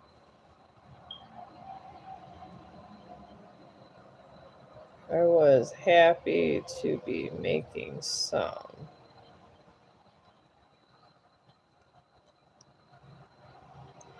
It is fun. Or you know what? A video game place. One of those Game Stops.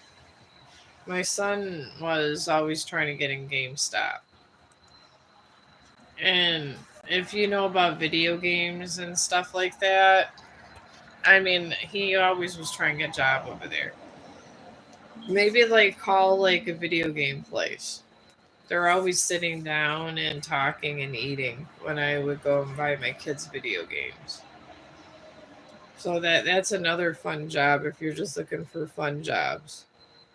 And I'm sure it's not going to make a ton of money, but at least you won't be on your feet a lot.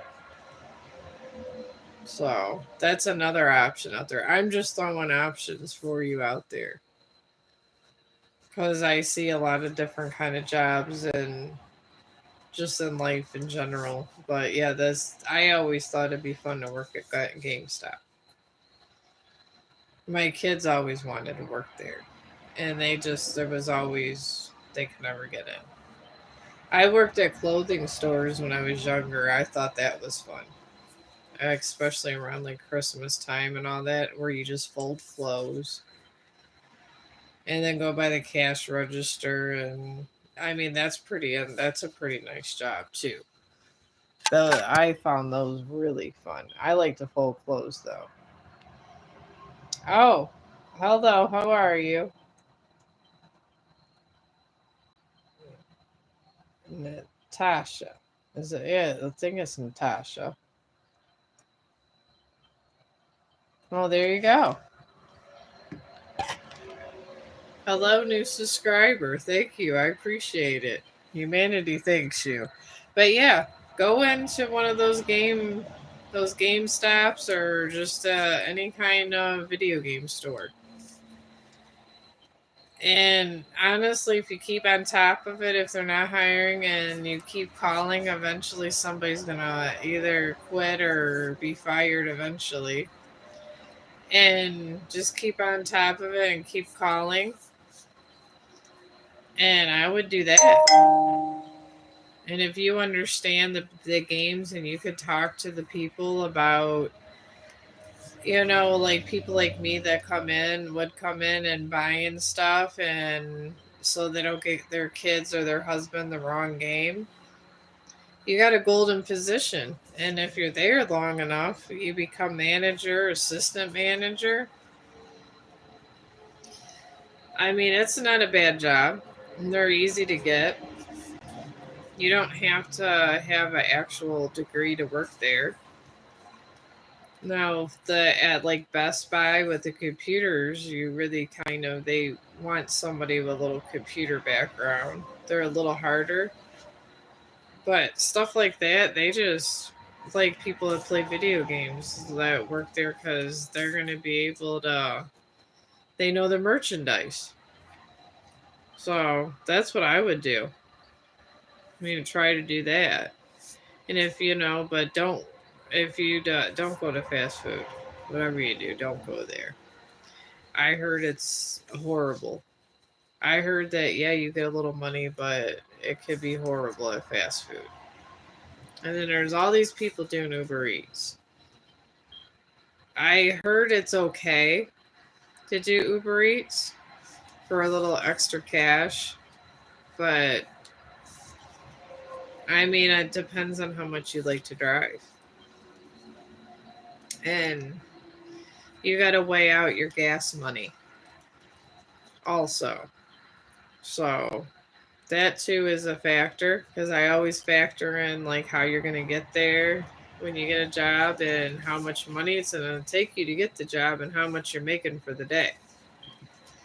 If it takes half of the money that to get there that you're making for the day, it's really not worth taking the job. But I think that would like suit you, since you're a big gamer and it's fun. And there's nothing wrong with wanting a fun job. That's what some people are made for. I mean, the whole world's about video games these days. Like, there's video game live streamers, so this is what it is. My husband has his little, so. Chong, what? You gotta go pee again. What is my Aquarius can true intentions towards me? And are you still taking questions? Yeah. I'm not. Chong, would you stop? Can you give me a minute, please?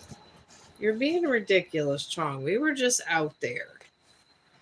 Yeah, I'm taking questions still. I'm not one of those people that is saying they're going to talk about the universe and just pretend like, I think some of these people, I've seen them on TikTok, they pretend that they're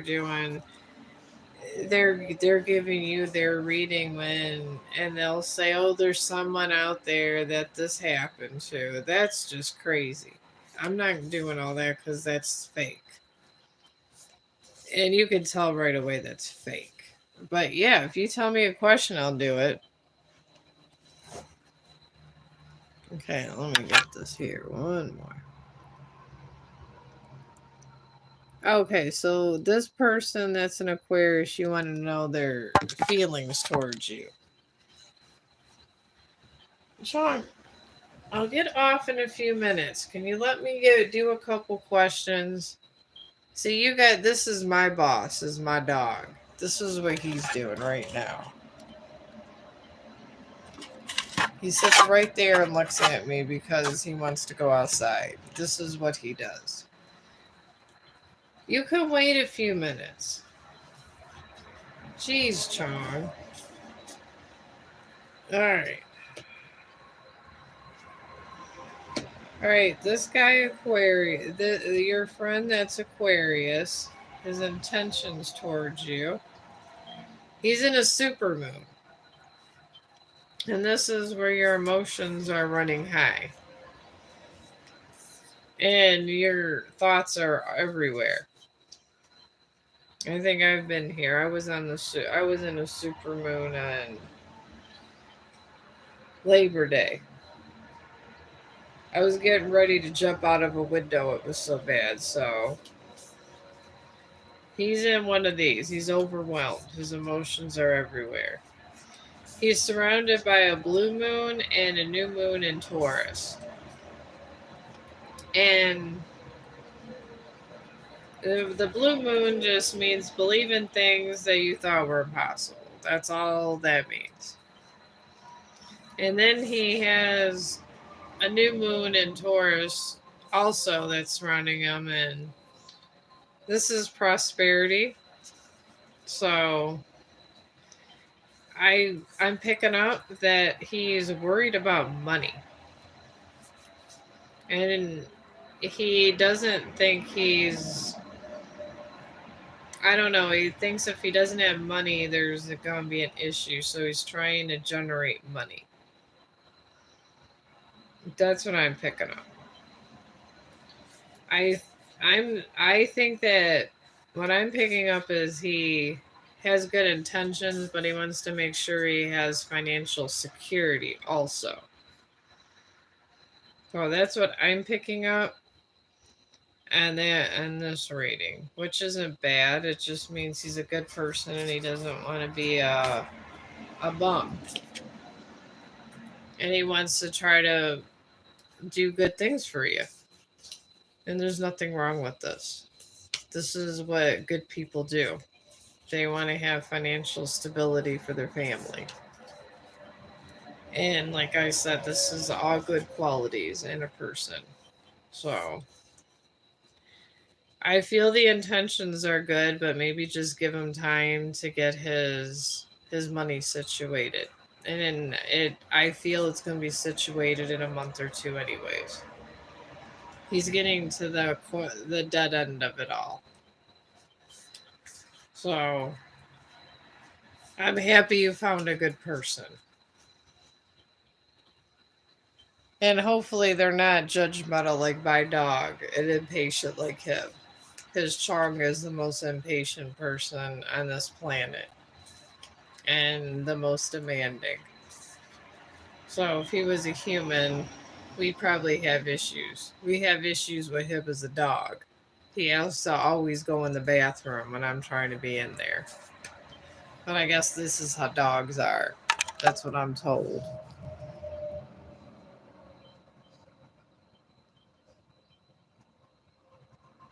Oh, okay.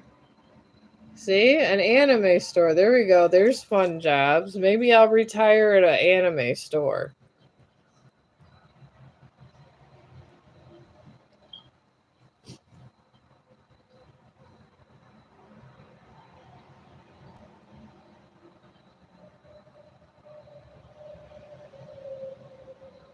But yeah, see, there you go. Anime store. I love anime. I love Looney Tunes. I love cartoons in general. I love fun stuff. I would like to work at Disney World. I might leave medical one day and just work at Disney. I think that would be so much fun to work at Disney World. You could dress up like Winnie the Pooh or when you want, walk around the park. And I heard they got good health insurance. I know the waitresses there make good money at Disney World because you have to tip them even if they're rude. We had one waitress that was rude as hell, and I had to tip her 20%. You pay $5,000 for you and your husband and two kids, and you get a rude ass waitress, and the money you for your whole meal because it's you have to the tips included. It's always 20%, so those waitresses are getting good tips, and that's the happiest place in the world. But maybe I'll one day I'll move to Florida and get a job there and just retire there. People think I'm crazy because will have retirement fund working at Walt Disney, but I think it would be fun. I mean, maybe I'll be popular enough to where Walt Disney will let me work in downtown Disney doing Chong the dog stuff. I mean, that'd be crazy. Maybe. Or maybe I could just be, I don't know if I'd be good at food service. Maybe I could work they have like movie theaters in downtown Disney. I've been there a couple times. I always thought that'd be a movie theater job. Or a job I don't have to think about. I don't gotta be responsible if someone's living or dying. Because if you're responsible over life and death and you got a bunch of sick people and irate family members, you just come home like you just want to kill yourself every day. This is what happens. It's reality at medical. We all have our dream job and it's never anything medical. Never.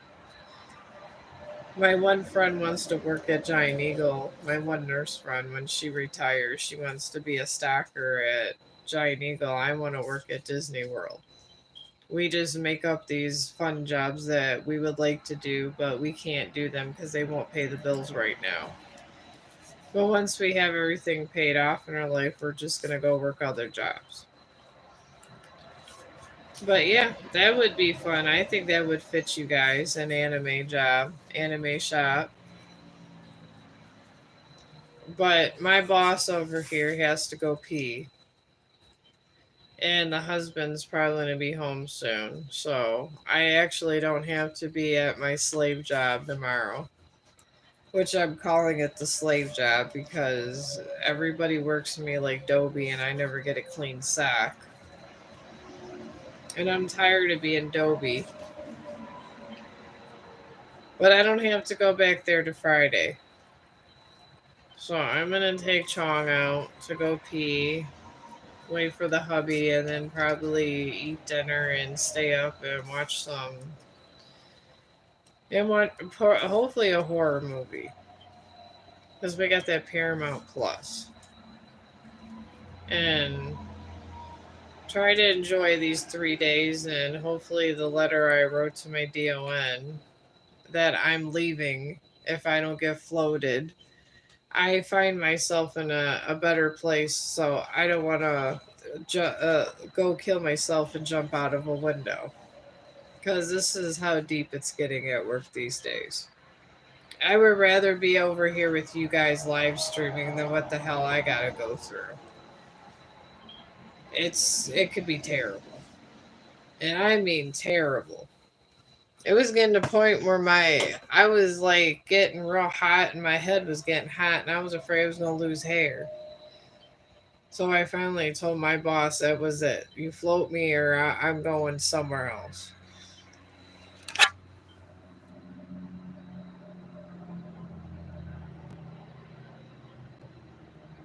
Oh yeah, that'll happen. Yeah, maybe you're just a little bit more like what they call sensitive or empathic. You can, even if you're not empathic, you can be more sensitive to energy. I get it at work all the time. I work with sick people. When you work with sick people, sometimes when you're empath, I feel their I feel their pain before they die a lot. Sometimes I can feel their thoughts and I get it. I mean, I kind of know what they want to say. And then sometimes when people are having a real bad day, I feel like I don't know, I just get a real sick feeling. People make me kind of real sick out and just being around them.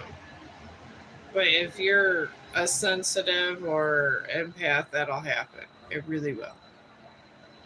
So You gotta block that shit, and you gotta stand up for yourself. Put boundaries wherever you're at, getting all this negative energy. I just put boundaries with my boss.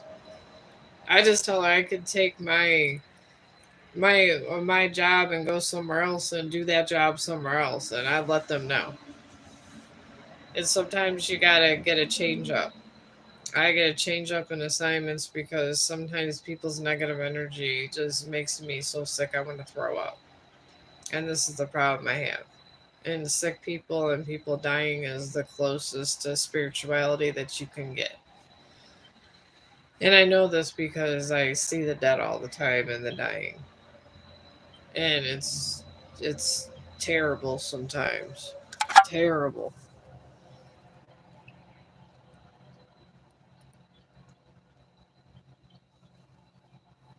Okay.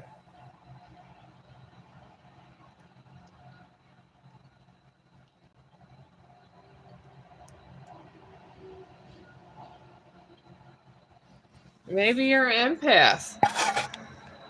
That's how mine started. I always had a sense that I literally had a sense all the time for I knew I was empathic when I was younger. If someone was gonna die and I didn't think anything of it, and then bam, someone was dying, and then before I knew it, I'd be with these patients, and I didn't. They couldn't talk to me, but I would tell them what they wanted, and it was weird. Sometimes that's how it starts. It starts in little ways, and then you get to know your way around it.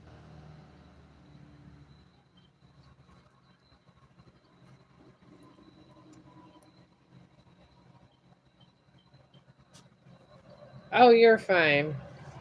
Nobody has good spelling these days, unless you're a book writer like me. It's hard. Nobody has good spelling. I know how to get around bad spelling. I see doctors' signatures. Doctors don't know how to spell things half the time either. They don't. It is what it is. I mean, there's unless you're in like a English field or you like writing a lot, no one's a good speller. I know how to pronounce. I know how to literally get around and know what somebody's saying, even if they misspell it. Because my husband told me that I'm just weird that because I know how to spell everything. But I guess that's a gift and a curse. But you're good. If I can recognize half of these medical terms and doctors' signatures and stuff, I can read anything. Seriously, it's you would be surprised. They got PhDs.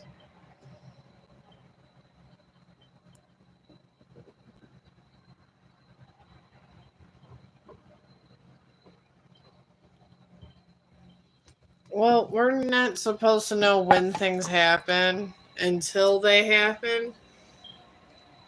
Just like I know, like I have a sense that when things are going to happen for me in general sometimes, but I'll get subtle signs. And the closer the event comes, the more signs you get. And the more signs you get when it gets closer to the event, that's when you know it's coming. Like when my mother was dying, I would get signs all the time, but when she was sick, I didn't. And my dreams come when it comes closer. Chong, would you stop? Do I gotta get this out? You're not a little puppy no more. You weigh a lot, okay? But that's how it starts. The closer it gets, the more clarity it'll have. Like that's the honestly when I actually have a full death dream, that's generally it's coming close. But that's how things happen. You know they're coming, but you don't know when, and then all of a sudden you get subtle signs, and then you get another feeling, and then all of a sudden it's there. If you're getting a feeling, it's probably close, but not real close. And the more you get the feeling gets stronger, that's how you can make sense of that.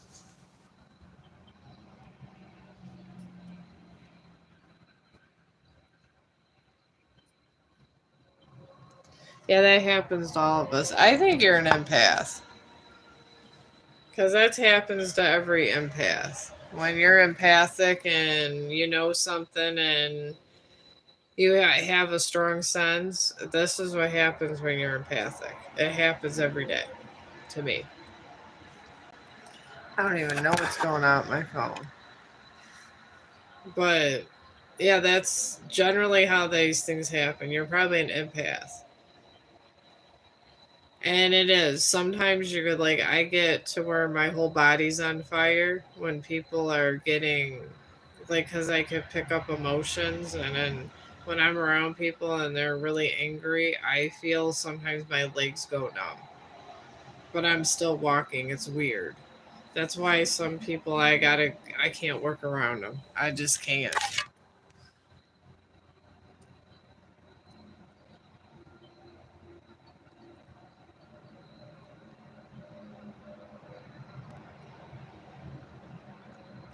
Oh, okay. You have death dreams too.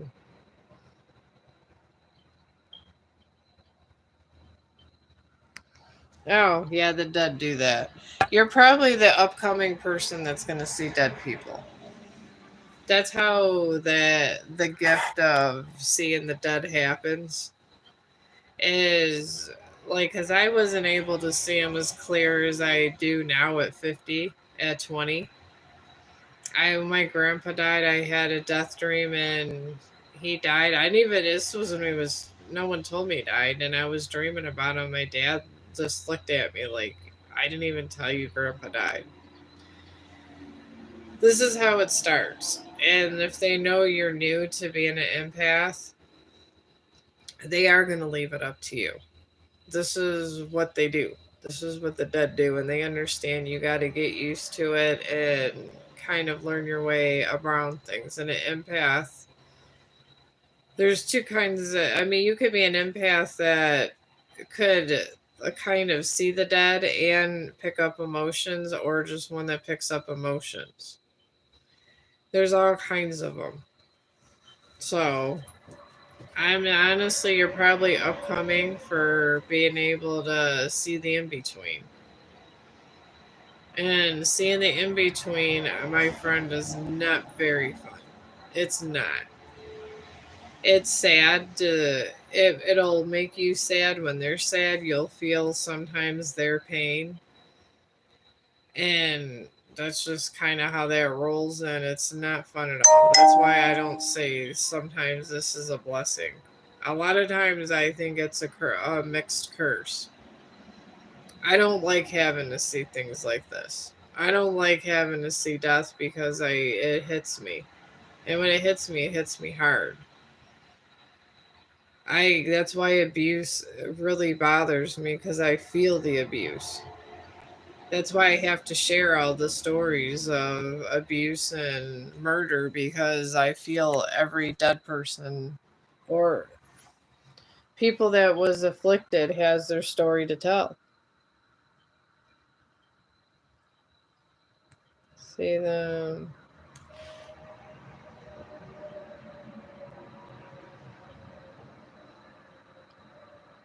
Oh, okay. Well, you're probably gonna be like me, honestly. I would kind of be weary of the dead people that some dead people aren't good dead people. And you got what I do is I try to surround myself by light and good crystals because when you're dealing with dead, you're dealing with all kinds of dead. You're dealing with demons, the dark I call it dark matter. And if you show fear and you can look in their eyes, they they have power. But having those kind of abilities, you are going to probably attract a lot of bad spirits. Like sometimes I do, but I look them straight in the face and I've learned not to fear them. And I keep crystal protection. I would get a purple crystal if I was you. I started with a purple. It enhances your psychic connections and gives protection. for like empaths that can see both death and life.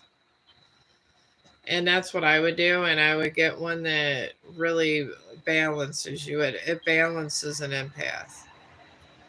So I would get one of those because I feel they're the best. And they have them for male and female. You just go to the spiritual shop, or like I said, go to Amazon and fill your own. But the crystal itself is what matters. And when you get the crystal, you're filling it with your energy, and it's going to balance it out, and it filters it at the same time. And if a really dark entity comes near you, you can take it and use it to protect you all the energy. And then you're not showing primal fear. But that's would be my advice with that, because you're going to attract a whole lot of bad things that is going to want to use you. And there's a whole lot of bad things out there wanting to use me, and I ain't letting them. I'm usually.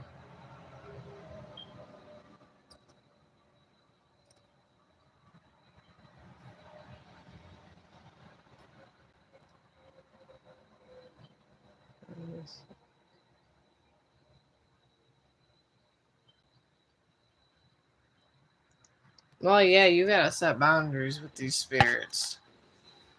You gotta live your life. They're dead and you're living. And you're gonna get the ones that are demonic eventually. So, I mean, I'm just telling you from one person to another, you're gonna get these faceless ones. There's ones that wear black hoods. And some of them are, and if you get a bad feeling around some of these ones, you have to have some kind of protection. And sometimes they don't. I know that the bad spirits don't like the psychic stone, which is the purple one. They don't like purple crystals because purple crystals protect people like us. And moonstones. Those both protect us. But even if one's not given to you and you're seeing those kind of things, I would wear it with your purple crystal, and it should help you because you're going to need a lot of help, because there's a lot of evil things out there that's possessing people on drugs, especially when they're on these fentanyl and these high drugs. There's a lot of demonic forces that are putting ideas in their minds. And that's why a lot of these animals are getting their legs chopped off and everything else. It's this demonic stuff that's coming through the veil. And I will tell you right now, that's what it's from. And it's so easy for them to enter when you're at your weakest, when you're on these drugs.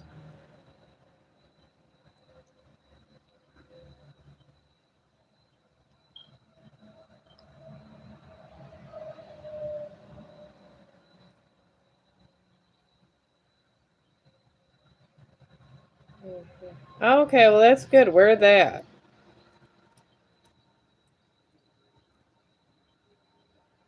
Well, that's okay. My husband's not overly spiritual either.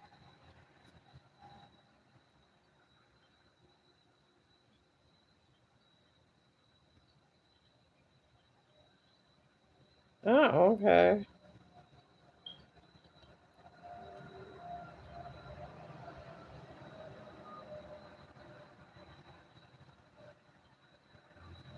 It probably, these kind of crystals will come to the right person.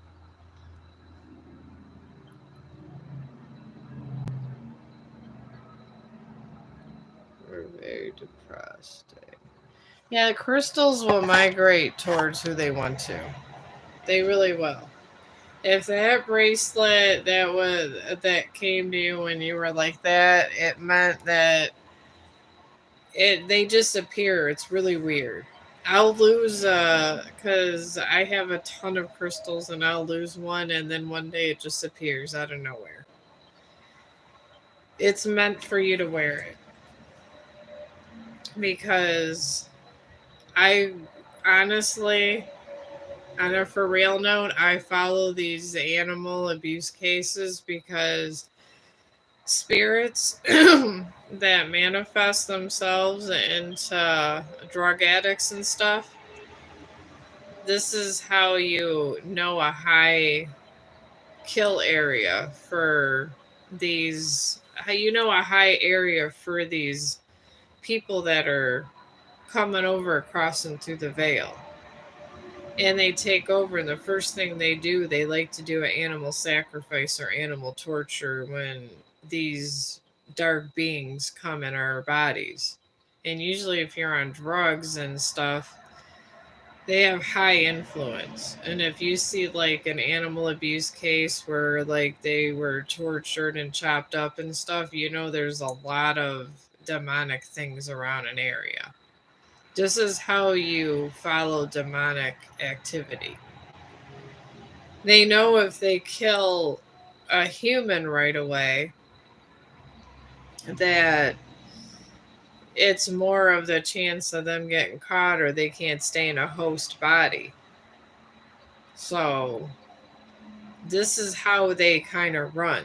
So if you're in an area where you know there's a lot of abused animals or you're passing by, just know to be on guard with your purple crystals and try to just think of like a protection thing for yourself. I would keep the amethyst close. And I always try to harness happy thoughts all the time. And my mom used to always tell me to imagine white rings around yourself. If you imagine a white ring of just goodness surrounding you, that's usually protects you from these demonic forces, and you know where they're coming from. You got to watch in the areas they're at, like I said. And I mean, it's good that everybody is rescuing these animals, but usually they're the first victims. And they're the first evidence of evil in an area. Because sometimes people wake up from these drug induced states and they don't even realize what they did. Or they get totally, what I call it, like a possession type thing. Like if one person that you know got really, that was really nice turned really bad, they can enter there and get put their thoughts in you. And people don't realize this. This is why it is good to be more, I guess, involved with the trying to keep positive. That negative causes a lot of stuff. And at the end of the day, just like that person that chopped off the legs off that pit bull, that probably was from, mostly it's from like some kind of demonic presence. And they're real slight. It's real slight. It's, and then, but it makes you think you wanted to do it and this and that. This is why you want to stay away from these kind of people. And that's why I do it.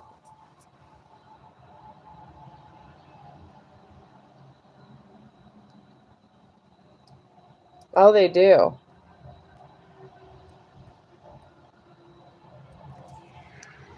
That's why I worry about these animals and I track them, because if there's a high area of animal abuse, you know that there's a lot of darkness in one area.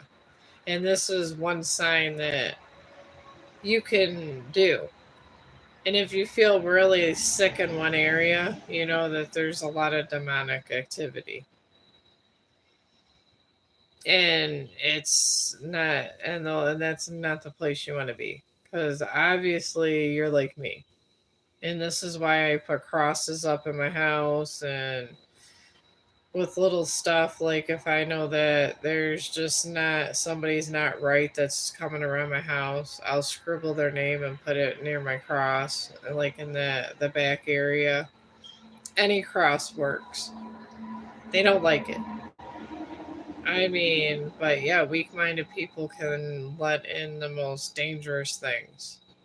And you don't want it. You don't have to go around looking like the church lady, but I would definitely keep the purple crystal. I would even get a meditation set, like with different chakra stones, just to keep your house safe and stuff. And if you want to, if you like crosses, put one up. I do it because my mom's dead and she was Catholic. And it's all a positive symbol. It doesn't matter if it's a crystal or cross or whatever. It has to be a positive symbol. So, and it will keep it away. It really will. Sometimes I would just take oil, just the ointment, the anointing oil, and I would put it by my door too. And anybody under demonic possession cannot enter if there's a cross or some kind of holy ointment on there. They have like the oils and the water. But it is true. It is totally true. I didn't believe it when I was in school, but I found out later it was. But these are tips I'm giving you because you are in danger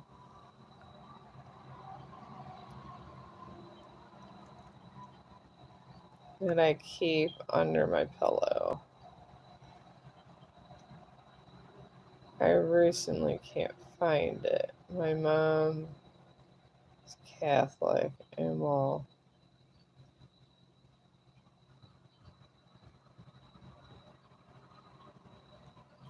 I'm sure it'll appear at the right time. Could they say there's good luck and protection and a cross that's given to you?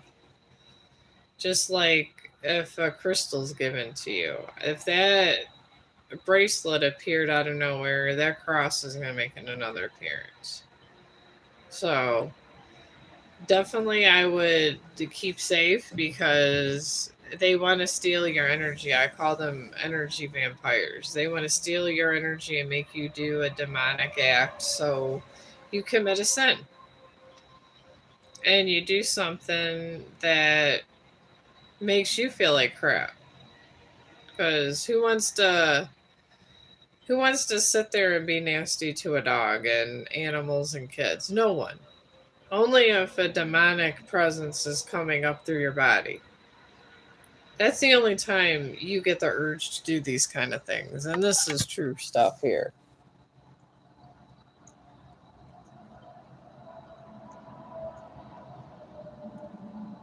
You have one in your bag as well. Okay.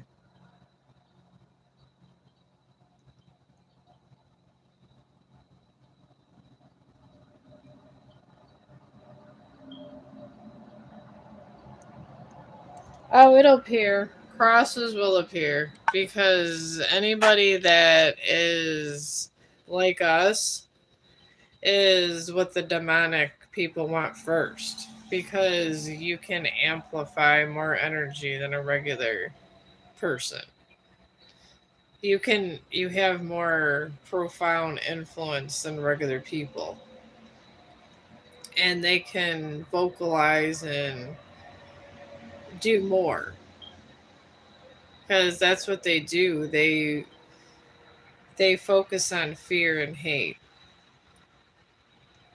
and it's terrible and people perish, but this is what they do, and they prefer people with sight because people with sight could help them more than other people.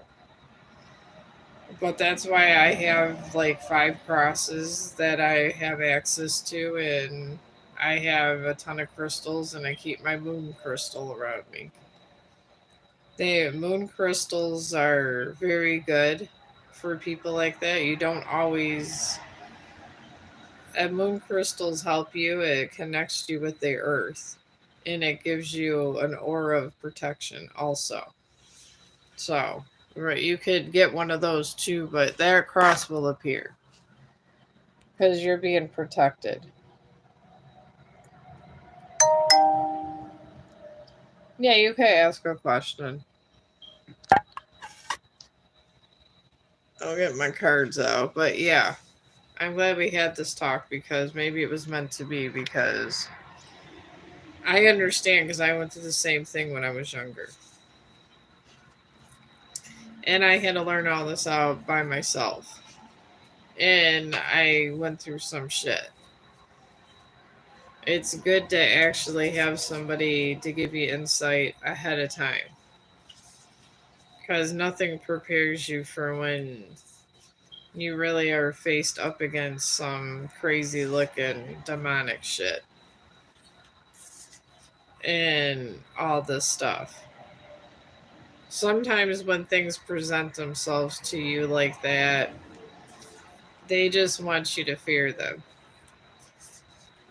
They, if anything, they just make me angry and want to do more good. Whenever they show me something negative and what horrifying things they did to a human being or an animal, and it makes me want to come here and live stream and destroy them. It has the opposite effect on me, but most people get scared. If they see a dog that was mutilated or whatever, they get scared because they know somebody was not right and did it. And this is the effect they want. So to me, I just took it a different level and I just say, well, if they're going to do that, then I'm going to live stream about them and put it out there because you can manifest and get your words out and it will just reach people quicker because that's the kind of people we are.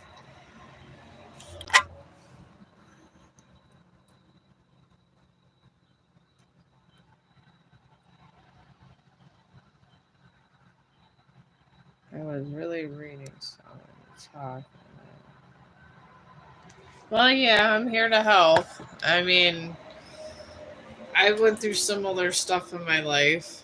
This is why I'm an advocate for animals and stuff and little kids and all that because I know that these demonic forces go after them first.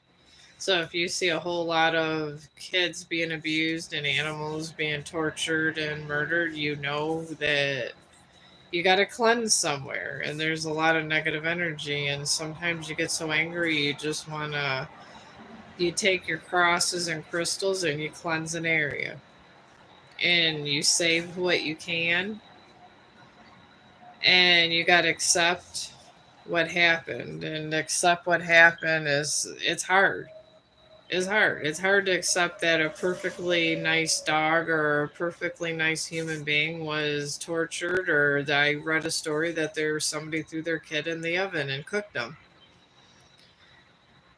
It was horrible, but I read this and you're not going to put your kid in a hot oven and cook them unless some demonic force came through your damn body and influenced that because that's not our nature.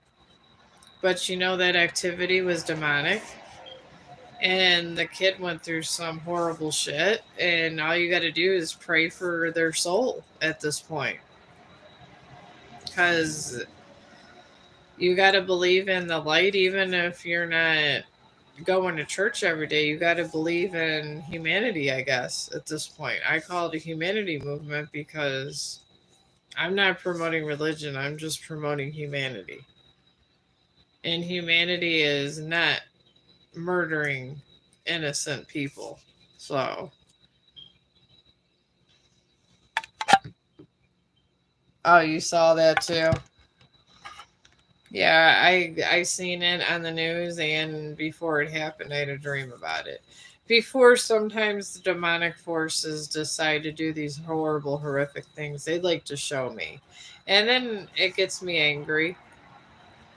And I like to do my little rituals and stuff to fuck with them back, but I do it in a good way, in a light way, because the more we expose them and take it in a positive light and make people aware of who they are and what they are, the less power they have. You got to remember that it empowers them when people are spooked by them.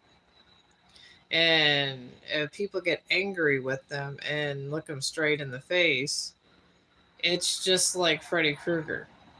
If you're not afraid of the dream demon, he has no power. The more fear you have, the more power he gets. It's the same thing with any demon. That I mean, the Clive Barker had it right with that, but it's just not dream demons. It's any kind of evil entity. You gotta literally. I always like to, when I see these bad things, I always quote one thing in the Bible, and it actually helps me when I have really, really horrible dreams. And I see death all the time. I say, as I walk through the valley of darkness, I fear no evil. And I say this, and you could say, and then you just say amen or whatever you want to say after that, and you keep saying it over and over again, and before you know it, it it loses all of its power. But that's all you have to say, and it's so easy, and it's from the Bible, but you got to believe it. And that's my best advice for you, because you're gonna have to encounter one of these things face to face eventually, especially seeing death. Seeing death is not a walk in the park. Not at all. But that's all you gotta do. If you're in a bad situation, you're in a valley of darkness. So that's what you do. You just keep saying that quote. As I walk through the valley of darkness, I fear no evil. Amen. And you just keep saying over and over in your head, and before you know it, it disappears. And it has to leave. And they don't want to tell you that. They don't. But that's how easy it is to get rid of them. I mean, it helped me take in theology forever for 12 years. But yeah, that's what you need to do. And that's what you do with your dreams. And then I sometimes, if I'm having a real bad day or I'm around a lot of negative energy, I say the Serenity Prayer, the one that everybody says in AA and all this other stuff. It's a very good prayer, or any prayer works. I like the Serenity Prayer. But if somebody's saying, if you're just around people with horrible energy and you don't feel protected, you could say any prayer. But I always do the Valley of Darkness when I'm dealing with a demon. Because you can literally reverse all of that energy and take away all of his energy and use it for good. And it reverses it, and it'll send it back to wherever he got it from. That's generally how that happens, because they literally took somebody else's energy and did God knows what with this energy. So you send it back, and that's all you have to do to send back energy. And people like us can send back energy as much as it's sent out. They think that just because they're out there doing it, that no one else can do it. You can do it also.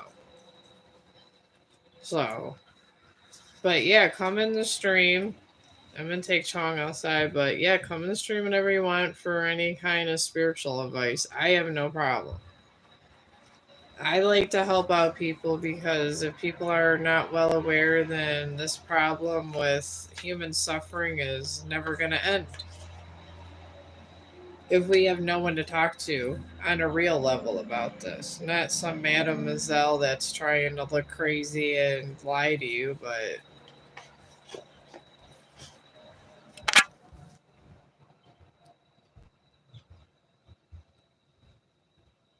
so the King James.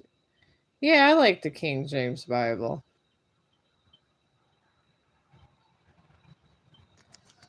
I mean, the Bible. I mean, it's the one of the best books ever written. One of the most one of the most read books in the world. It's everywhere. But yeah, anything from palms from the Bible too. Even if you're not overly religious, if you're seeing things like that, which people like us do, palms is really good. I like palms. I like Revelation. It explains what is going on right now. The seven-headed dragon.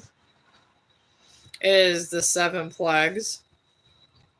There's a lot of symbolism in it, and there is seven plagues, and one of them is this meth. And it is a plague. It's a plague sent down. And you got to fight against all these plagues. And there's going to be, and it says, if, even in Revelation, there's going to be a lot of innocent souls that are going to perish. That's why they always tell you to pray for them. Because it says right in the Bible about the perishing of souls. So, and the souls that are perished aren't always all human. Sometimes you hear about the dogs, the kids, and all this. This is where they're going to attack first. This is the front line. They're taking out anything innocent, and they're proving a point. Of course, they're going to kill dogs and just form them and leave them alive because they want you to be scared. They're going to have people try to throw their kids in the oven because this is what they do. And people are going to be horrified of this event. But yeah, Palms is good, but our enemy does not like anything of the Bible. But if you need a quote to kind of get you through your vision, Palms is good. I just gave you what I like. I like the Valley of Darkness because sometimes I feel like I'm going down the Valley of Darkness every once in a while, and I just to keep my personal strength up, this is what I do because I feel it relates to my situation. But a lot of people get tattoos with the palms because the sayings are so inspirational and nice and positive. People put them on their body, and they're very beautiful, and it's beautifully written. And you can get it done in cursive or whatever you want if you want to get a tattoo. And some people tattoo this on their body to protect themselves from darkness. I have a friend that does that. She literally just tattoos like palms to her body and stuff because it protects you. It's a protection, and then just lets people know. And she's never getting possessed, or she always has a good day. I don't go that far because I'm not big on tattoos, but I'm just putting that out there if you like tattoos and you want to find a nice, like a nice saying. You could find a nice, good life saying just with that. But yeah, just looking into the Bible and just saying that will help you. But I'm going to go ahead and take out Chong, and I promise I'll be on tomorrow. Okay, here we go. I feel that.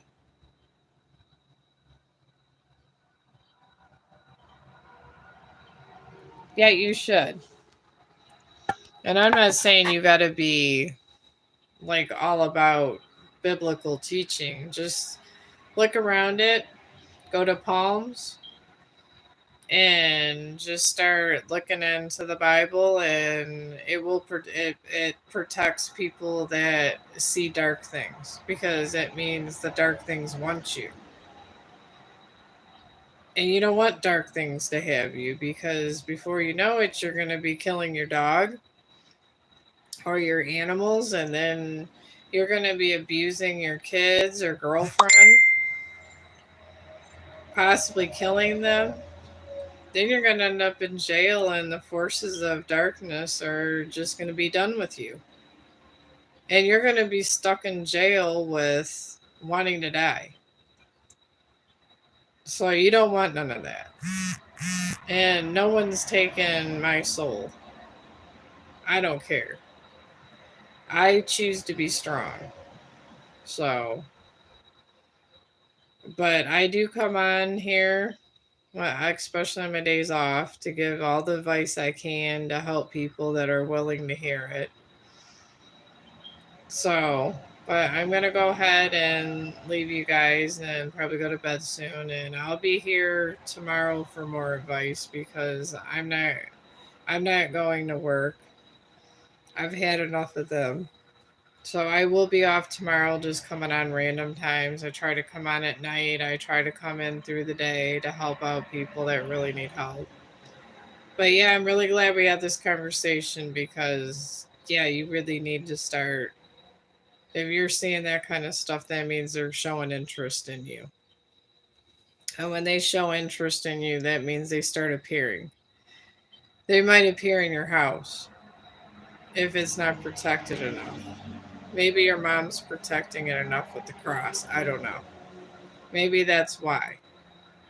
But yeah, you need to. I would just. I'm sure you got Bibles around that house, so start picking up that Bible and look at palms, and you should be okay.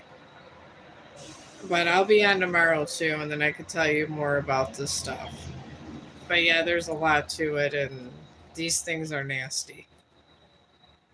I mean, they're worse than any bug you could find, because at least the bugs you can kill. So, all right. Well, all right. Well, I'll do this one little reading and then I'm getting tired and I'm going to lay down. I'm sure you're going to marry again. When one cycle of love ends, another begins. It's inevitable in life, and the cycle of life always leaves you with another person. You got to remember that too. And you will find someone else you care about.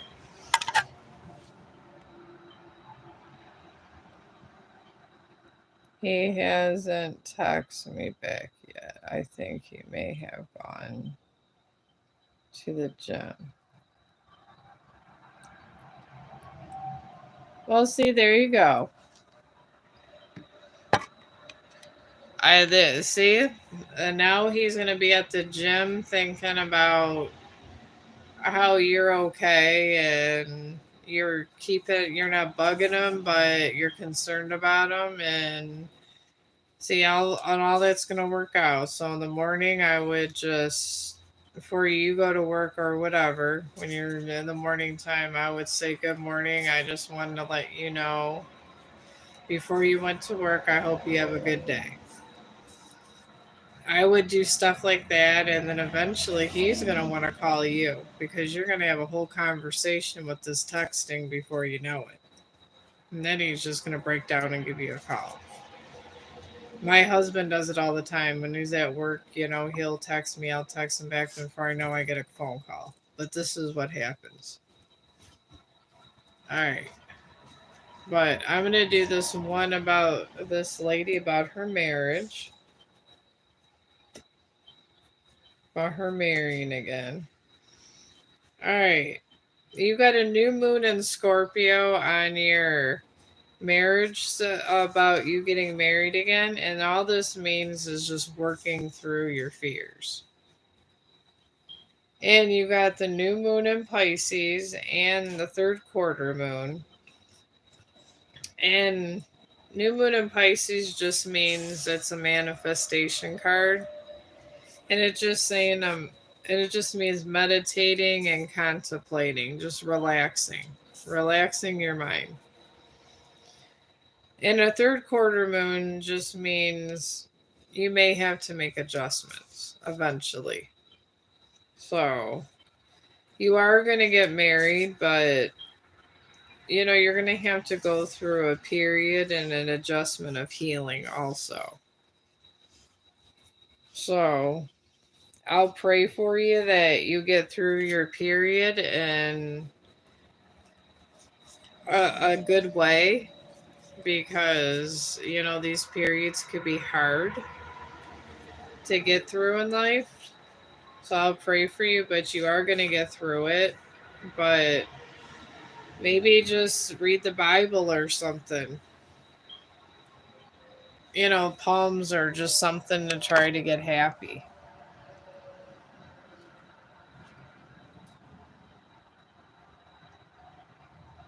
Cleaning would like for sure.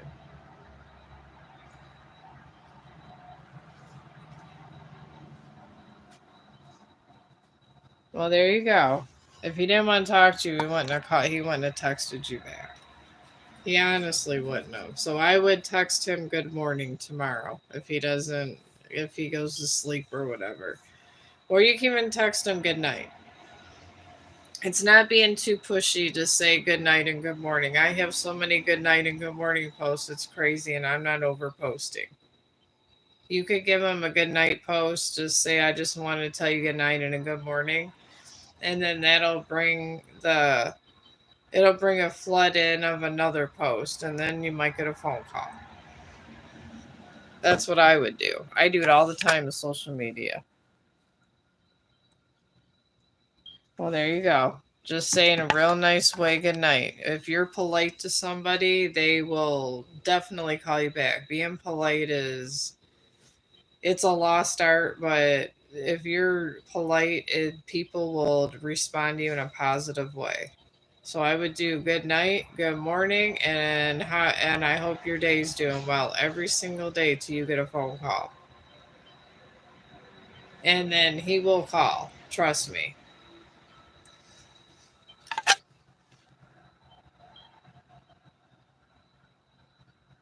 If I'm picking up his energy.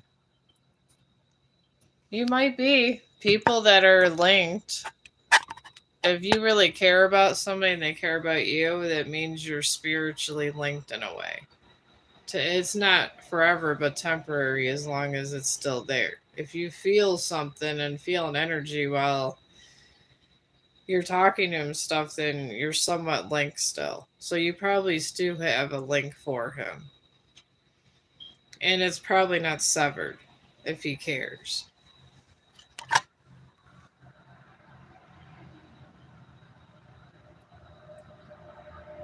Well, if you feel the link is strong, then he still loves you.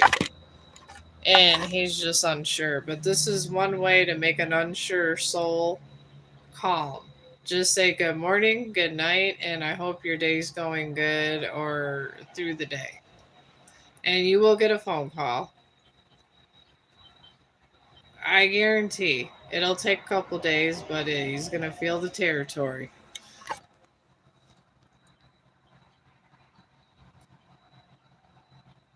Daisy's been.